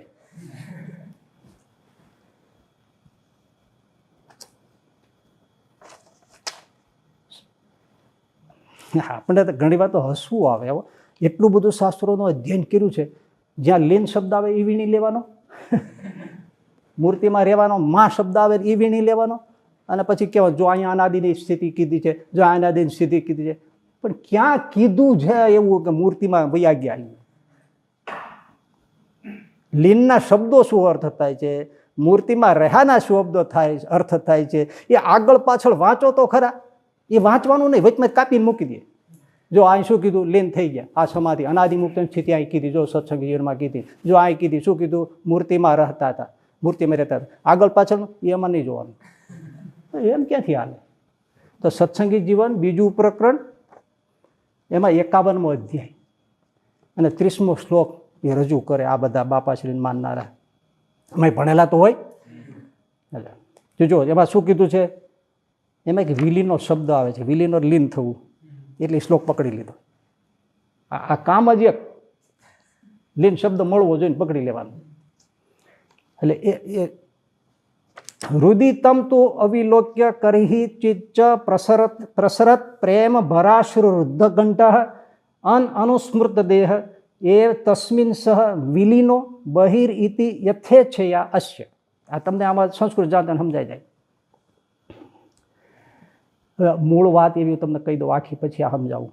આમાં વિલીનો શબ્દ આવ્યો ને એટલે એમણે કીધું, જો અહીં લખ્યું અનાદિમુક્ત સ્થિતિ સત્સંગી જીવન પ્રકરણ 2 51મો અધ્યાય 30મો શ્લોક કીધું છે, અનાદિમુક્તની સ્થિતિનું વર્ણન છે. આમાં જો લીન થઈ ગયાની વાત કરી, પણ પ્રભુ આખો અધ્યાય વાંચો ને. સુરતના ભાલચંદ્ર શેઠ શ્રીજી મહારાજ પાસે બેઠા, સભા બેઠી છે બધાની, અને શ્રીજી મહારાજ ક્યાંક કંઈ પૂછો ત્યારે ભાલચંદ્ર શેઠે જિજ્ઞાસા વ્યક્ત કરી, મહારાજ ભક્તિ શું, ભક્તિના પ્રકાર શું, ભક્તિ કેવી રીતે કરવી, એના શું લક્ષણ. પછી મહારાજે કહેતા પ્રેમ લક્ષણ આ ભક્તિનું વર્ણન કરે છે શ્રીજી મહારાજ. અને કે જેને પ્રેમ લક્ષણ આવે તો એ ભક્તને શું થાય છે, ઓહો ભગવાનમાં એવો પાગલ થઈ ગયો છે, ભગવાન સામે દેખાય તો ખડખડાટ હસે છે, અદ્રશ્ય હસે જાય તો પાગલની જેમ રડે છે, ક્યારેક શૂન્યમન્ય થઈ જાય છે, ક્યારેક વૃક્ષોની સાથે વાતો કરવા માંડે છે, અને ક્યારેક શું થાય છે તો કે એ બેઠો હોય અને હૃદયમાં એને ભગવાનનું દર્શન થાય છે, તો દર્શન કરતાં કરતાં એનો કંઠ બંધ થઈ જાય છે, આંખમાંથી અશ્રુ વહેવા માંડે છે, અને એ ભગવાનમાં એટલો બધો પ્રેમથી એ લીન થઈ જાય છે, અને પછી ભગવાનની ઈચ્છાથી બહાર આવે છે. પણ લખ્યું શું, તમ હૃદય તમ તો અવિલોક્ય. હૃદયમાં ભગવાનને જોતા જોતા એટલો બધો લીન થઈ ગયો, એટલે મતલબ શું, સમાધિસ્થ થઈ ગયા, મૃત્યુ લીન થઈ ગઈ, અને પછી ભગવાન એને બહાર કાઢે છે. આ સિવાય બીજો કોઈ અર્થ નથી. તો કે જો અનાદિ સ્થિતિ કીધી, એક તો હૃદયમાં એને જોતા જોતા એ લીન થઈ ગયું. લીન શું થાય? હું તમને બીજું એ પૂછું, આ છતે દેહે માણસ લીન થાય કેવી રીતે મૂર્તિમાં, વૃત્તિ સિવાય? આખો અદ્રશ્ય થઈ જાય કહેવાય તો લીન થઈ ગયો કહેવાય. છતે દેહ લીન થાય કેમ? વૃત્તિઓ સિવાય. વૃત્તિઓ જ લીન થાય. શ્રીજી મહારાજ મુક્તાનંદ સાહેબ હાથ પકડીને વડતાલના મંદિરના ડેરાની અંદર ગયા અને હરિકૃષ્ણ મહારાજની મૂર્તિને બતાવતા મહારાજ હરિકૃષ્ણ મહારાજમાં લીન થઈ ગયા, એની લીન કહેવાય. ગોપીનાથજી મહારાજની મૂર્તિ બનતી હતી, મારા બાજુમાં સુવે મૂર્તિમાં અંદર જતા, આને લીન કહેવાય. ભગવાનમાં લીન થઈ જાય, અદ્રશ્ય થઈ ગયા. તો દેહધારી હોય લીન વૃત્તિ સિવાય બીજી કોઈ રીતે ન થાય.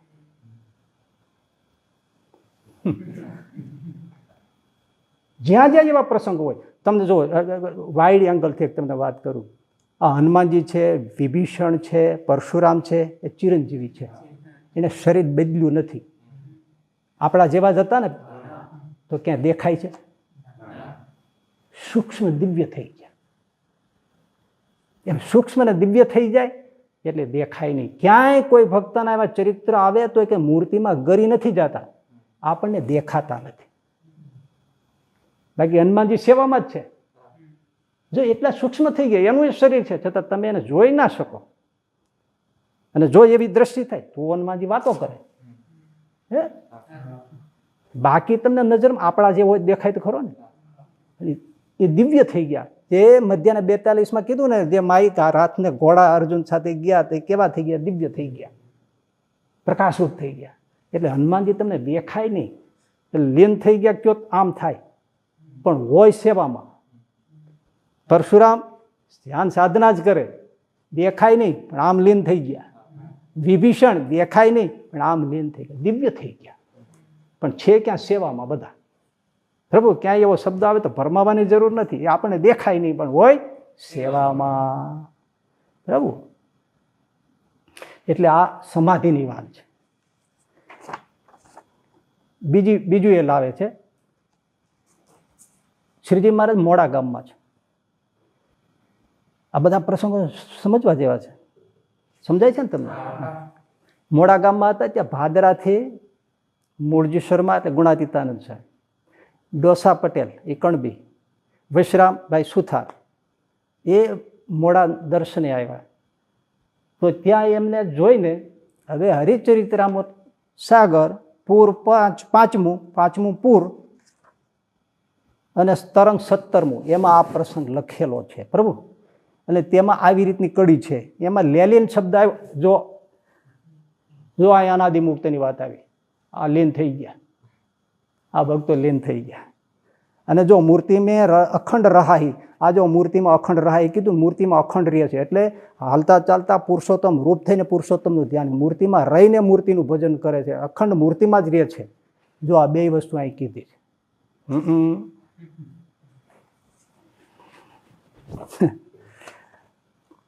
ભાદરા આવ્યા એ તો મેં તમને કીધું ને, હે તમે સાંભળ્યું કે?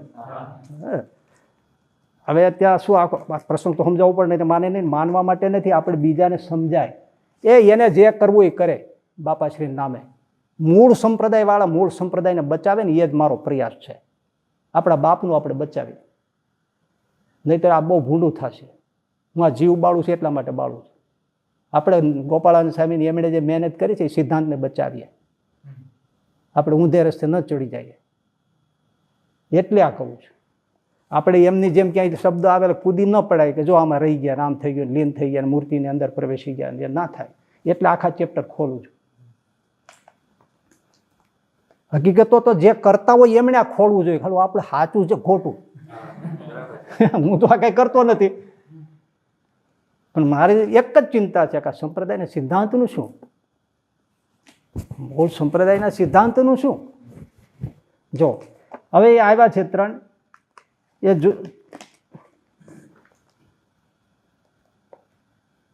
તેમના હૃદયમાં અપાર પ્રેમ હતો, તેઓ સૌ દંડવત પ્રણામ કરવા લાગ્યા. શ્રી હરિને એક એક શબ્દ સાંભળજો, આખું આધારણ સામે લખ્યું છે, પણ વચ્ચેથી ટુકડા જ કાઢી લેવા, આગળ પાછળ કાપી નાખવાનું. કાપી નાખવાનું એ તો સહજ છે. જ્યાં આવે ને કુવાડો આજુબાજુ મારીને કીટકો લઈ લેવાનો. શ્રી હરિની મૂર્તિ સામે નજર કરીને તેઓ સૌ દંડવત પ્રણામ કરવા લાગ્યા. કોણ? આ 3 જણાની વાત કરું, મૂળજી શર્મા, ડોસા ભગત અને વશરામ સુતાર. શ્રી હરિની મૂર્તિ સામે નજર કરીને તે મૂર્તિ હૃદયમાં ઉતારી લીધી. તે હરિભક્તો એવા વિચક્ષણ હતા કે તેમણે હાલર પક્ષીની જેમ લાકડીનો ટુકડો પકડે તેમ બંને નેત્રોમાં મૂર્તિ ગ્રહણ કરી લીધી. એક એક શબ્દ સાંભળો, બંને નેત્રમાં મૂર્તિ ગ્રહણ કરી લીધી. તે મૂર્તિને જીવનભર નેત્રોમાં રાખી હતી. જો આમાં લીન થવાનું ક્યાંય આવતું જ નથી. આમાં આ જે સ્થિતિની વાત કરે આધારાનંદ સ્વામી, કાંઈ એવા નથી કે તમારા જેમ બધું અગડમ બગડમ લખે. બાપનો સિદ્ધાંત લખે છે. એ શ્રીજી મહારાજને વરેલા હતા, એને શ્રીજી મહારાજ મુખ્ય હતા. એના પોતાના સિદ્ધાંત ના નાખવા, મારો બાપ શું માને છે એ લખવું હતું. ક્યાંય ચૂક્યા નથી એ સંતો, નંદ સંતો ક્યાંય અપાર સામર્થ્યવાળા હતા. એક જ સેવા કરી છે કે બાપનો સિદ્ધાંત બચે, બાપનો સિદ્ધાંત બચે, બાપનો સિદ્ધાંત બચે. કેવડો હરિચરિત્રામૃત સાગર લખ્યો, રાજદી લખ્યા કર્યું છે ને. એનો દાખલો શેના માટે હતો? બાપનો સિદ્ધાંત બચે, બાપનો સિદ્ધાંત બચે, શ્રીજીનો સિદ્ધાંત બચે, સંપ્રદાયનો સિદ્ધાંત બચે. તે મૂર્તિને જીવનભર નેત્રોમાં રાખી હતી. મૂર્તિમાં અખંડ રહેવા છતાં દેહની બધી ક્રિયાઓ તો થયા જ કરતી હતી. અખંડ રહેવા છતાં તો મૂર્તિ ક્યાં હતી? નેત્રમાં હતી. નેત્રમાં વૃત્તિ રાખવી, મૂર્તિમાં વૃત્તિ રાખવી, એને મૂર્તિમાં અખંડ રહ્યા એમ કહેવાય. સ્પષ્ટ બતાવ્યું, બંને નેત્રોમાં રાખ્યું છે. હવે અંદર મૂર્તિ ધારવીને મૂર્તિને અંદર પ્રવેશી જવું ને એમ મૂર્તિને સંભાળવીને એમ અખંડ રહ્યા એવું આમાં થાય છે? સ્પષ્ટપણે કીધું, બંને નેત્રમાં મૂર્તિ ધારી લીધી અને એવી રીતે અખંડ મૂર્તિમાં રહીને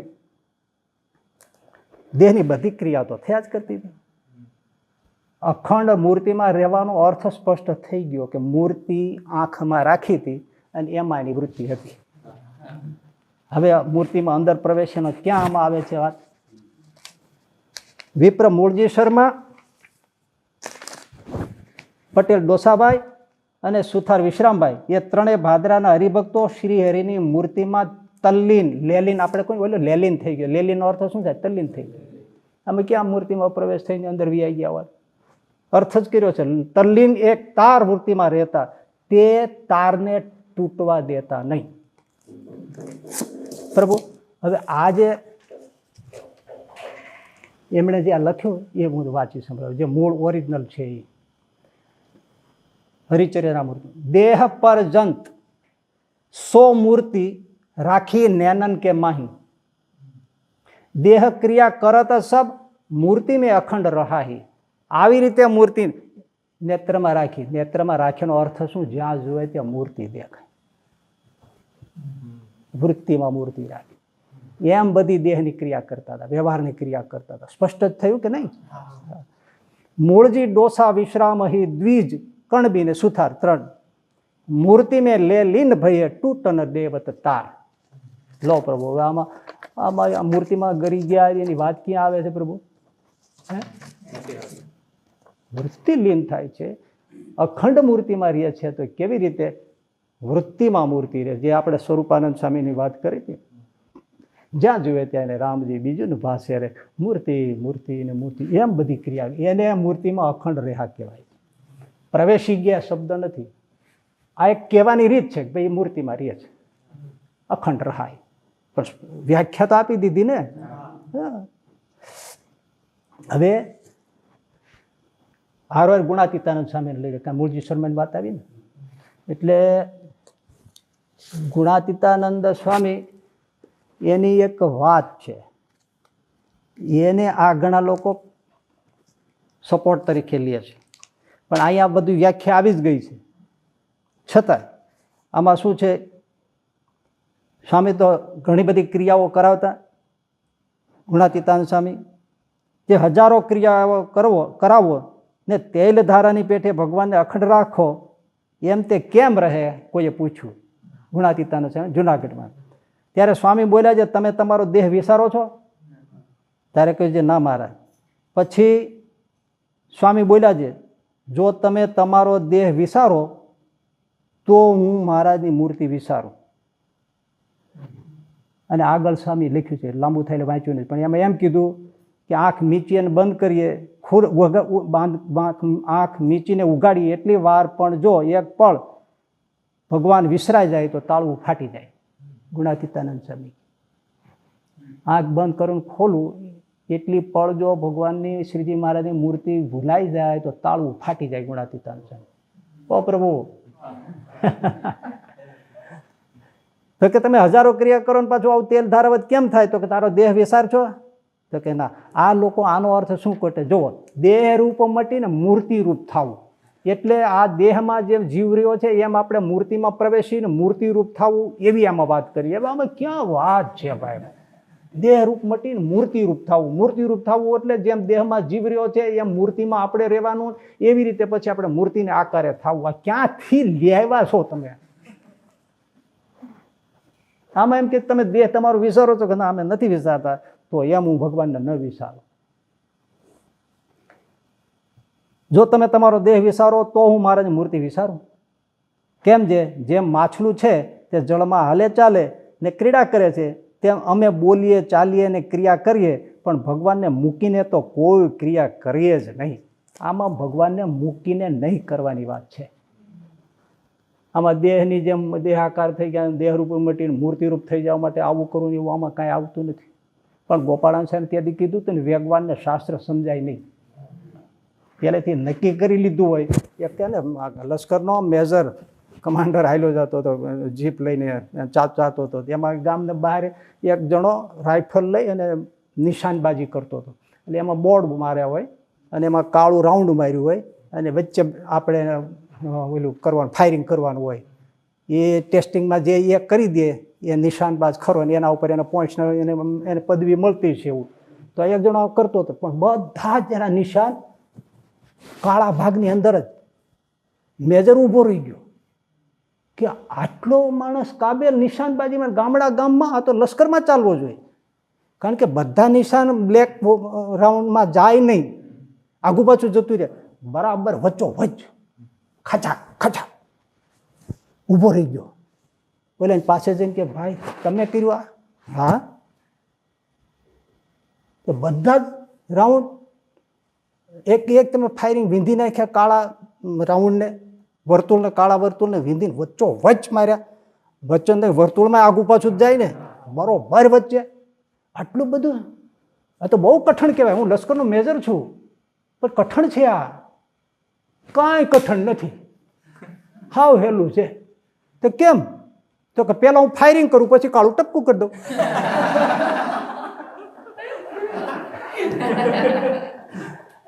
એમ હવે શાસ્ત્ર સમજવા જાઉં પહેલાં આપણે નક્કી જ કરી નાખ્યું કે ગમે ત્યાંથી મૂર્તિનું ગોતીને ગાળી દેવાનું. તો આ તો પહેલાંના જેવું થયું. તમારે શાસ્ત્ર ક્યાં સમજવું છે? તમારે તમારું સમજાવવું છે. હવે આ સ્વામી એમ કહે છે, અને માછલાની વાત જે છે તો બ્રહ્માનંદ સ્વામી કાનજી શું કહી મેલું રે ઓધાજી અમને, કાનજી શું કહી મેલું. ઓધવજી વ્રજમાં જાય છે ત્યારે ગોપીઓ કે છે, અને બ્રહ્માનંદ સ્વામી કીર્તન લખ્યું છે, તો ગોપીઓ વીંટળાઈ વળી, ઓધા અમને તો તમે એ કહો કાનજીએ શું કહી મેલ્યું, એને કાંઈ કીધું અમારા માટે કહી મોકલ્યું, અમને તો કહો. પણ જો સાંભળ ઓધા, માછલાને પાણી પ્યારું તેના જીવે આવી બારું, એવું કામ છે અમારું રે ઓધાજી અમને, કાનજી શું કહી મેલું રે. માછલાને પાણી પ્યારું, એના આવે જીવી, એના જીવે આવી બારું. એ વાત બતાવી સામે, તાળવા ફાટી જવાની આગળ વાત કરીને, એ માછલું પાણીમાંથી નીકળે તો મરી જાય, એમ અમે જો મૂર્તિ ભૂલીએ તો મરી જાય. આ દ્રષ્ટાંત છે. અને કીધું ભગવાનને મૂકીને કોઈ ક્રિયા ન કરે. એમ ક્યાં કીધું? મૂર્તિને અંદર રહીને કરીએ છીએ એમ. તો પગે લાગીએ, તમે આવું ખોટું કામ ફાયરિંગ કરો? આવું છે જ નહીં, વાત જ નથી. પછી પાછું બીજું એક લાવે છે. એટલે મેં ખુલાસા પ્રકરણ કીધું છે ને તમને, આમાંથી આપણે જાણવાનું મજા આવે છે. હવે તમે જુઓ, પછી હરિસ્મૃતિ છે, આગે આગે બહુ રસ આવી જાય. સમજને વાલા ચાહીએ, બાકી તો સહજાનંદ સ્વામીને આ સંતોએ શું કીધું છે મારા પ્રભુ, સમજતા હોય એને તો શબ્દે શબ્દે આમ રસની ધારા છૂટે. શું વાત કરી છે. હરિસ્મૃતિ છે, એમાં આવે છે, એક વ્યાપકાનંદા મુનિ અચરજકારી છે, તે પર મેર મોટી પ્રભુની અચરજકારી છે, સદા રહે મૂર્તિ માહી અચરજ. જો મૂર્તિ માહી આવ્યું ને ચડી બેઠા. ભાઈ માહીનો શબ્દ એ છે કે અખંડ રાખવા, ભગવાનમય રહેવું, ભગવાનમાં વૃત્તિ જાળી રાખે. વૃત્તિ ભગવાનમાં અખંડ રહે છે. પેલું વચનામત શું કહે છે? ભગવાનમાં અખંડ વૃત્તિ રહે. એનું શું કઠણમાં કઠણ સાધન શું કે ભગવાનમાં અખંડ વૃત્તિ, ભગવાનમાં અખંડ વૃત્તિ રહે. એમ મહારાજ કીધું ભગવાનની અંદર અખંડ રહે, એનું લખવું. વૃત્તિ વૃત્તિ જ રહે મૂર્તિમાં. પ્રભુ દેહધારીથી થાય શું બીજું? અને ધામમાં એમ જ બે છે બધા, એક ધારું ગોપાળ છે, 4 પ્રકારના. પ્રથમના એમના પ્રકરણમાં 46મી વાતમાં એ જ કીધું છે.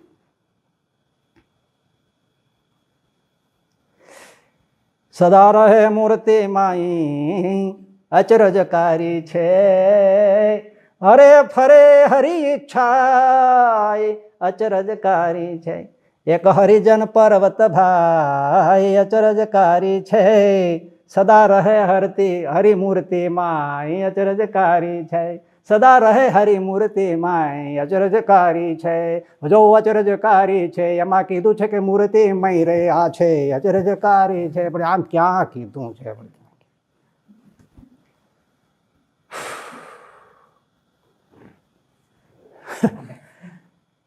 તમને પરોતભાઈની વાત સમજાવી જ ને, એટલે સમજાઈ જશે. હરિસ્મૃતિમાં તો કીધું હરિજન પર્વતભાઈ અચરજકારી છે, સદા રહે હરિમૂર્તિ માય અચરજકારી છે. એટલે આ એવો અર્થ કરે કે જો મૂર્તિની અંદર પ્રવેશી ગયા, મૂર્તિની અંદર પુરુષોત્તમ રૂપે થઈને પુરુષોત્તમ ધ્યાન કરે છે, અખંડ એમ જ રહે છે, પ્રભુ મારા એમ નથી માવતર. ભક્ત ચિંતામણી 128મું પ્રકરણ વાંચો, એમાં નિષ્કુળાનંદ સ્વામી હરિસ્મૃતિ એણે જ લખી છે ને, તો પરોભાઈ સ્થિતિ તે જાણતા જ હશે. અને બેળા જ રહ્યા છે, આપણે તો રહ્યા નથી બેળા, બીજા લખનારા બેળા નથી રહ્યા, એ તો બેળા રહ્યા છે, એ જ લખે છે. હરિસ્મૃતિ લખનાર પણ એ છે, ભક્ત ચિંતામણી લખનાર પણ એ છે. ભક્ત ચિંતામણીમાં એ શું લખે છે? પરોતભાઈ એને રામાનંદ સાહેબ મળ્યા પછી એમને શ્રીજી મહારાજ મળ્યા પછી શું થયું? તે પ્રભુ પ્રગટની મૂર્તિ, તેથી ન રહેતી વેગળી વૃત્તિ. ભક્ત ચિંતામણી 128 પ્રકરણ. તે પ્રભુ પ્રગટની મૂર્તિ, તેથી ન રહેતી વેગળી વૃત્તિ. રાખી વૃત્તિ પ્રભુમાં એકતાર, સ્વામી સહજાનંદ મોજાર.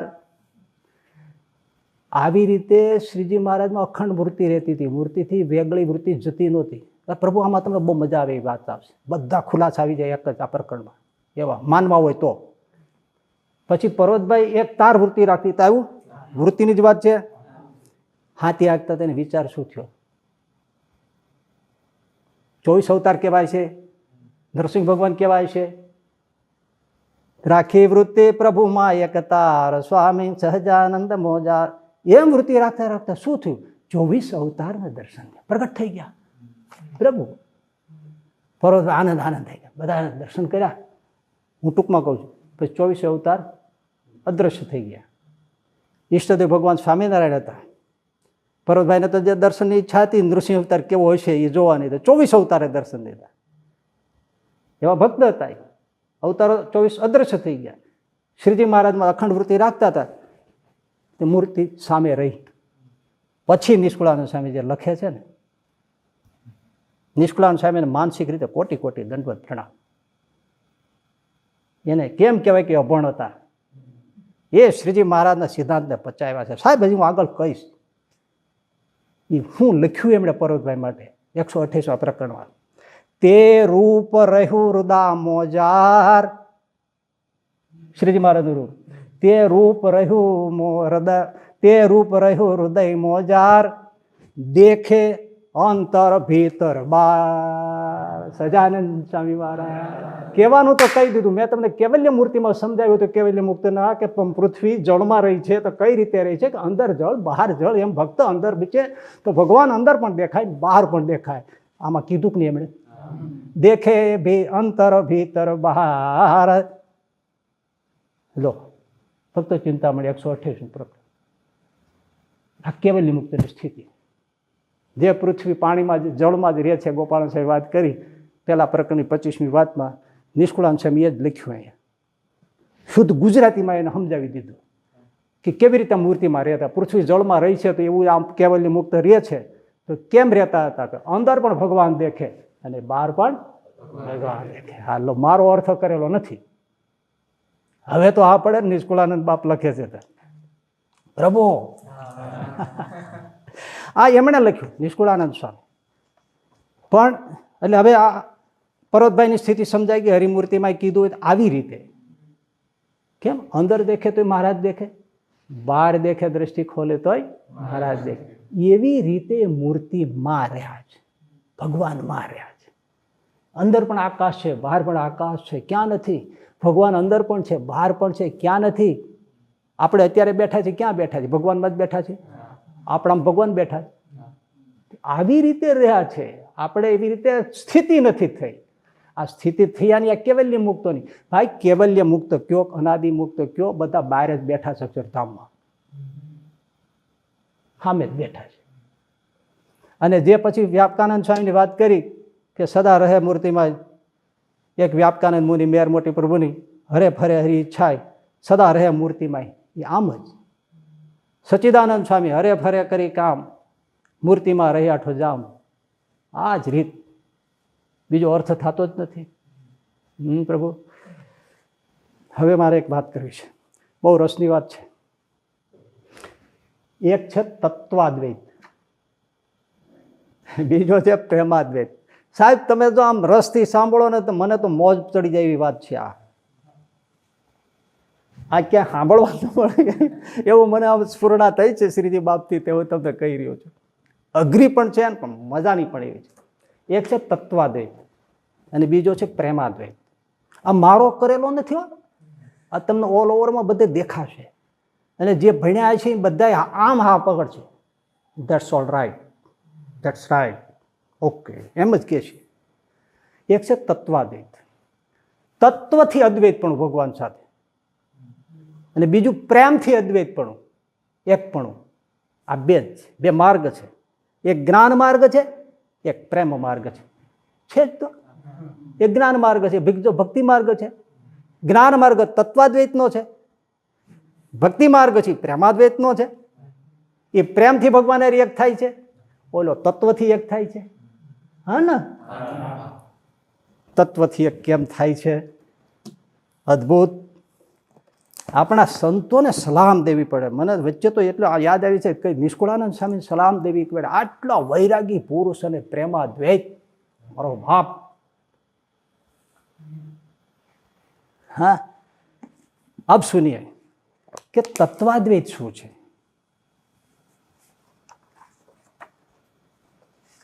તત્વથી અદ્વૈત. હા,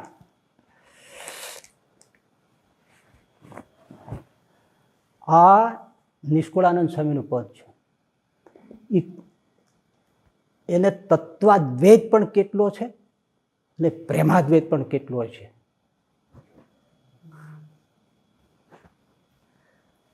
ક્યાં સંતોની સ્થિતિ સાહેબ, આપણે એને ઉગાડી નથી શક્યા.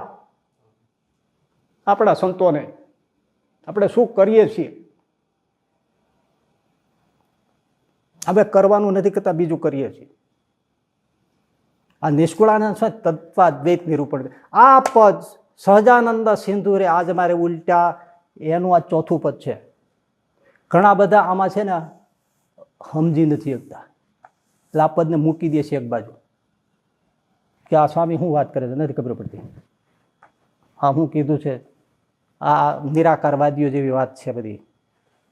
નિરાકારવાદીઓ જે છે, નિષ્કુળાનંદ સ્વામી આ હું ઠોકી દીધું ને આ શું કરી નાખ્યું, એટલે પછી કોઈ અડતા જ નથી. હવે તમને પહેલાં થોડું સમજાવું, તમે સિરિયસલી સમજો. આ પૃથ્વી આકાશ છે, બધા આકાશ, મનુષ્યો છે, પશુઓ છે, પક્ષીઓ છે, નાના મચ્છરો છે, કીડા છે, મકોડા છે, ખાલી છે ક્યાંય નથી. દેવ છે, દાનવો છે, ભૂત છે, પ્રેત છે, રાક્ષસો છે, બધું છે ને. કેટલા જીવો હોય છે કયો? અનંત આનંદ છે ને, હે ને. અને બધા દેખાય છે ને, કોઈ મચ્છર ને, કોઈ કીડો ને, કોઈ મકોડો. હવે આ તમે ધ્યાનથી સમજો. એટલે કીડા ને, મકોડા ને, હાથી ને, ઘોડા ને, ભૂત ને, પ્રેત ને, રાક્ષસ, દેવ ને, દાનવ ને, મુનિ ને, દેખાય છે ને. સપોઝ 1 મિનિટ માટે તમે વિચારી નાખો, દેહને બધાને ભૂલી જાઓ, અંદર રહેલો જીવ, કારણ બધામાં જીવ છે. હવે એને ખાલી જીવને જ પકડો, અણુ સરખો, દેહ ભૂલાવી દો, તો આ આકાશની અંદર અનંત કોટી ચૈતન્ય અણુઓ આમ ફરે છે કે નહીં? સપોઝ એના શરીરનું ભૂલી જાઓ, એક સૂક્ષ્મ અણુઓ ચૈતન્યમય ચિનગારીઓ જ્યાં ત્યાં આખા બધા ક્યાં ખાલી છે? ચૈતન્ય અંશો જ ફૂરે છે. એ બધાય જ્યોતિ સ્વરૂપ નિરાકાર જે જ્યોતિપુંજ છે એની અંદર તરે છે. સાચું જ છે, અંદર તરે છે બધા. હા, એ તત્વાદ્વૈત છે. એક બ્રહ્મ તત્વ, એની અંદર બ્રહ્મના અંશો આમ આમ ઝૂલે છે. હવે એ જીવની અંદર પણ ભગવાન છે અને જીવની બહાર પણ ભગવાન છે. એ આત્માની દ્રષ્ટિએ જોવે છે ત્યારે એને શું દેખાય છે? તત્વાદ્વૈત. એક બ્રહ્મ અને બ્રહ્મના અંશો કઈ છે જ નહીં. બીજું દેહ ભૂલી જાઓ. જેને આત્મ સાક્ષાત્કાર થાય છે ને એને આ બ્રહ્મને, આ પ્રકાશના સિવાય કાંઈ દેખાતું, એ દેહ જ દેખાતા નથી. તમારી સામે નજર કરે તમે ચૈતન્ય અંશ દેખાય, અને જ્યાં જુએ ત્યાં ચૈતન્ય અંશો ફુલિંગો ઉડતા હોય, જેને અગ્નિનો કોઈ તણખા ઉડતા હોય એ જ દેખાય. ઓહો, જેને સ્થિતિ થાય છે એને કોઈને દેહ નજરમાં જ નથી આવતા. અને ભગવાન પાછા એને દેહ અપાવે ત્યારે તમે જુઓ કે શું થાય, કોઈ મુનિ થયું, કોઈ રાક્ષસ થયો, દૈત્ય, કોઈ રાક્ષસ ભૂત થયો, કોઈ પ્રેત થયો, કોઈ માણસ થયો, કોઈ હાથી થયો. જો તમે એને દેહ આપો, આ થઈ ગયું ને. આખરે શેમાં થયું? એક ચૈતન્યનો સાગર છે, એમાં આ બધા આવી રીતના ફેરફારો થયા એના તટ ઉપર. અરે પ્રભુ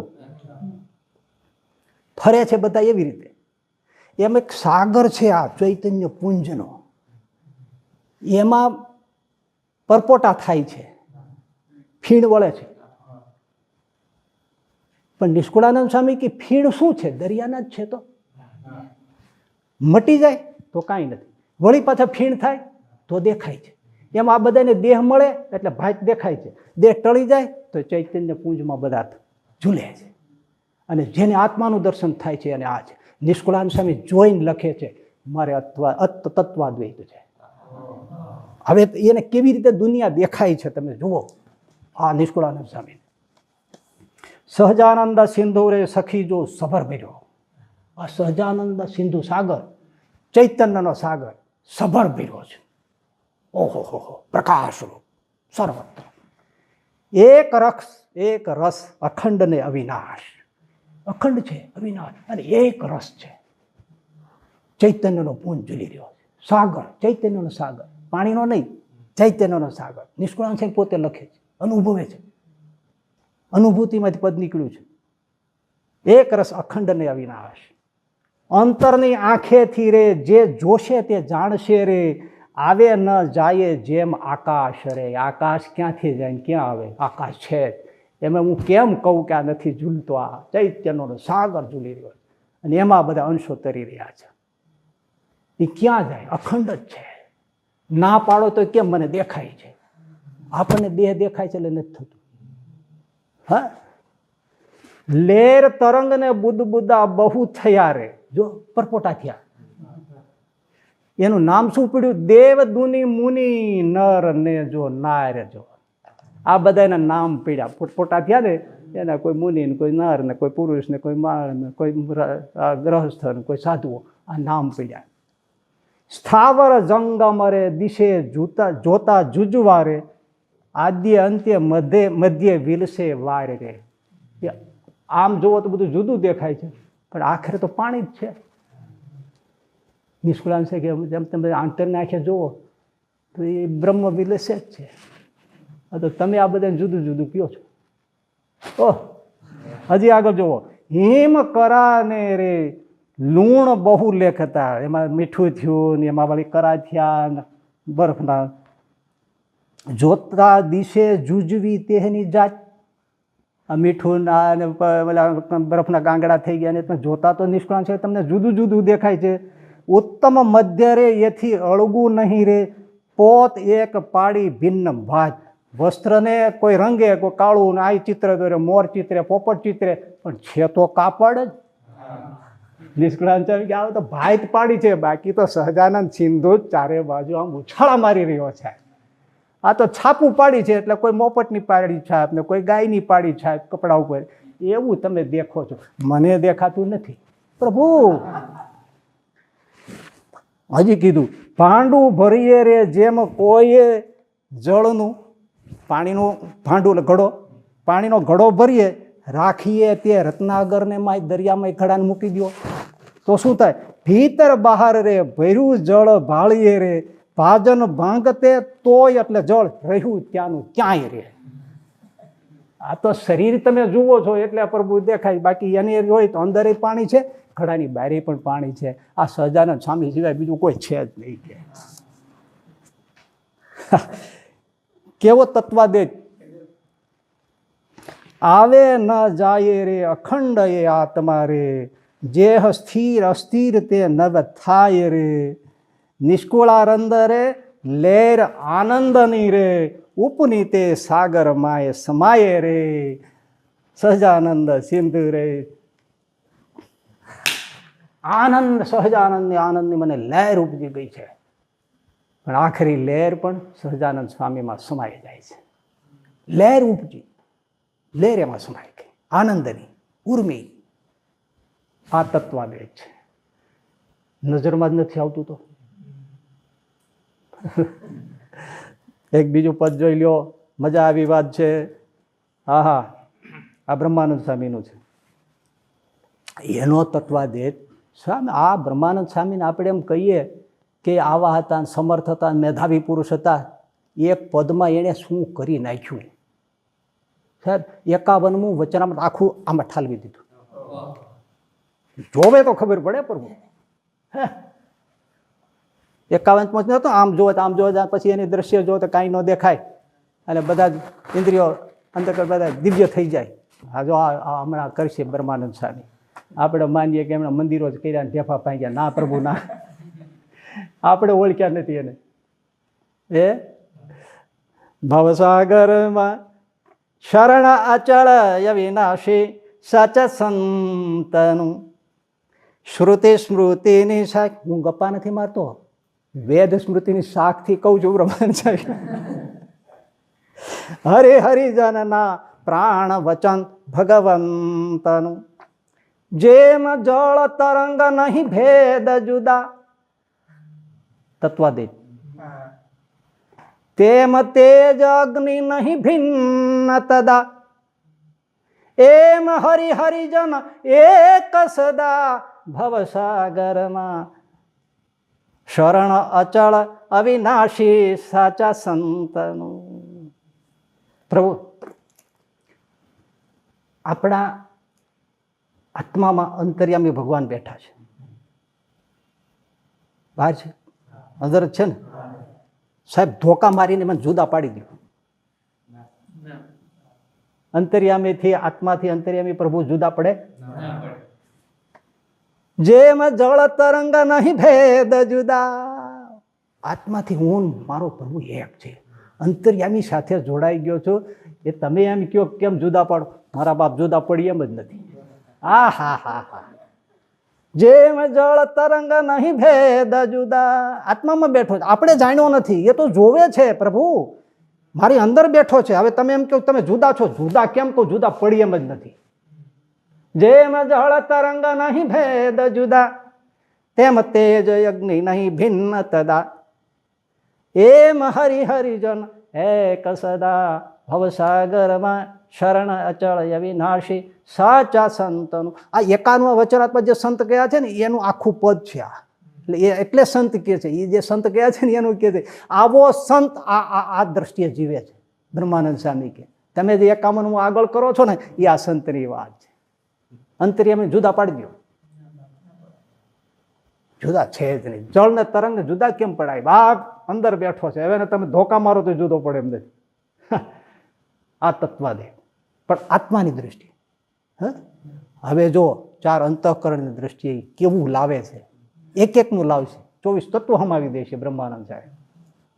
જેમ કીટો ભમરીને સંગે કરી ગતિ ઈયળ તજીને થઈ ભમરી. એમ હરિ ગુરુ ધ્યાને પામે હરિ ભવસાગરમાં શરણ અચળ અવિનાશી સાચા સંતનું. મન આવ્યું, અંતઃકરણ આવ્યું. એ શ્રીજી મહારાજનું ધ્યાન કરતા કરતા મન એના રંગે રંગાઈ ગયું. આ ભગવદમય પેલા આત્મા અંતર્યામીનું પ્રાગટ્યથી થયું, આત્મા ભગવાનમાં મય થઈ ગયો. આ અંતઃકરણ ભગવાનમય કેમ થાય? એના ધ્યાનેથી, એના જ્ઞાનેથી, એની સ્વરૂપમાં જોડાવાથી. મન અખંડ ત્યાં જ છે. તમને લાગે છે કે અમે ક્રિયા કરીએ છીએ. ના રે પ્રભુ, અમારી વૃત્તિ તો અમારા પ્રભુમાં છે, અમારું મન ત્યાં જ છે. અને એનાથી અમે એને પામી ગયા છે. હવે એનું મન કેવું થઈ ગયું છે? ભગવાનના રંગે રંગાઈ ગયું છે. મારી માં હા છે, ઓ ભગવાનમય થઈ ગયું. જો અંતઃકરણ ભગવાનમય થઈ ગયું, આત્મા ભગવાનમય થઈ ગયો, અંતઃકરણ ભગવાનમય થઈ ગયું. વેચો કોઈ દેહની ઇન્દ્રિયો, એનું પદ જુઓ, એની લીટી જુઓ. જેમ કેર બોર વન વૃક્ષ ક્યાં, કેરડા ને બોરડી એ વૃક્ષોની શું કિંમત? જેમ કેર બોર વન વૃક્ષ ક્યાં, તે ચંદન વાસે ચંદન થયા. તેના નામ રૂપ ગુણ ભેદ ગયા ભવસાગર માયા શરણ અચળ વિનાશી સાચા સંતનું. 11 ઇન્દ્રિયો ભગવાનની ક્રિયામાં જોડાયેલા છે. બ્રહ્માનંદ સ્વામી કે તો જેમ કેળડા ને બોરડાના ઝાડ ચંદનમય થઈ ગયા એમ અમે ભગવાનમય થઈ ગયા છે. અમારા ઇન્દ્રિયો અંતઃકરણમાં કઈ છે જ નહીં, એના રંગે રંગાઈ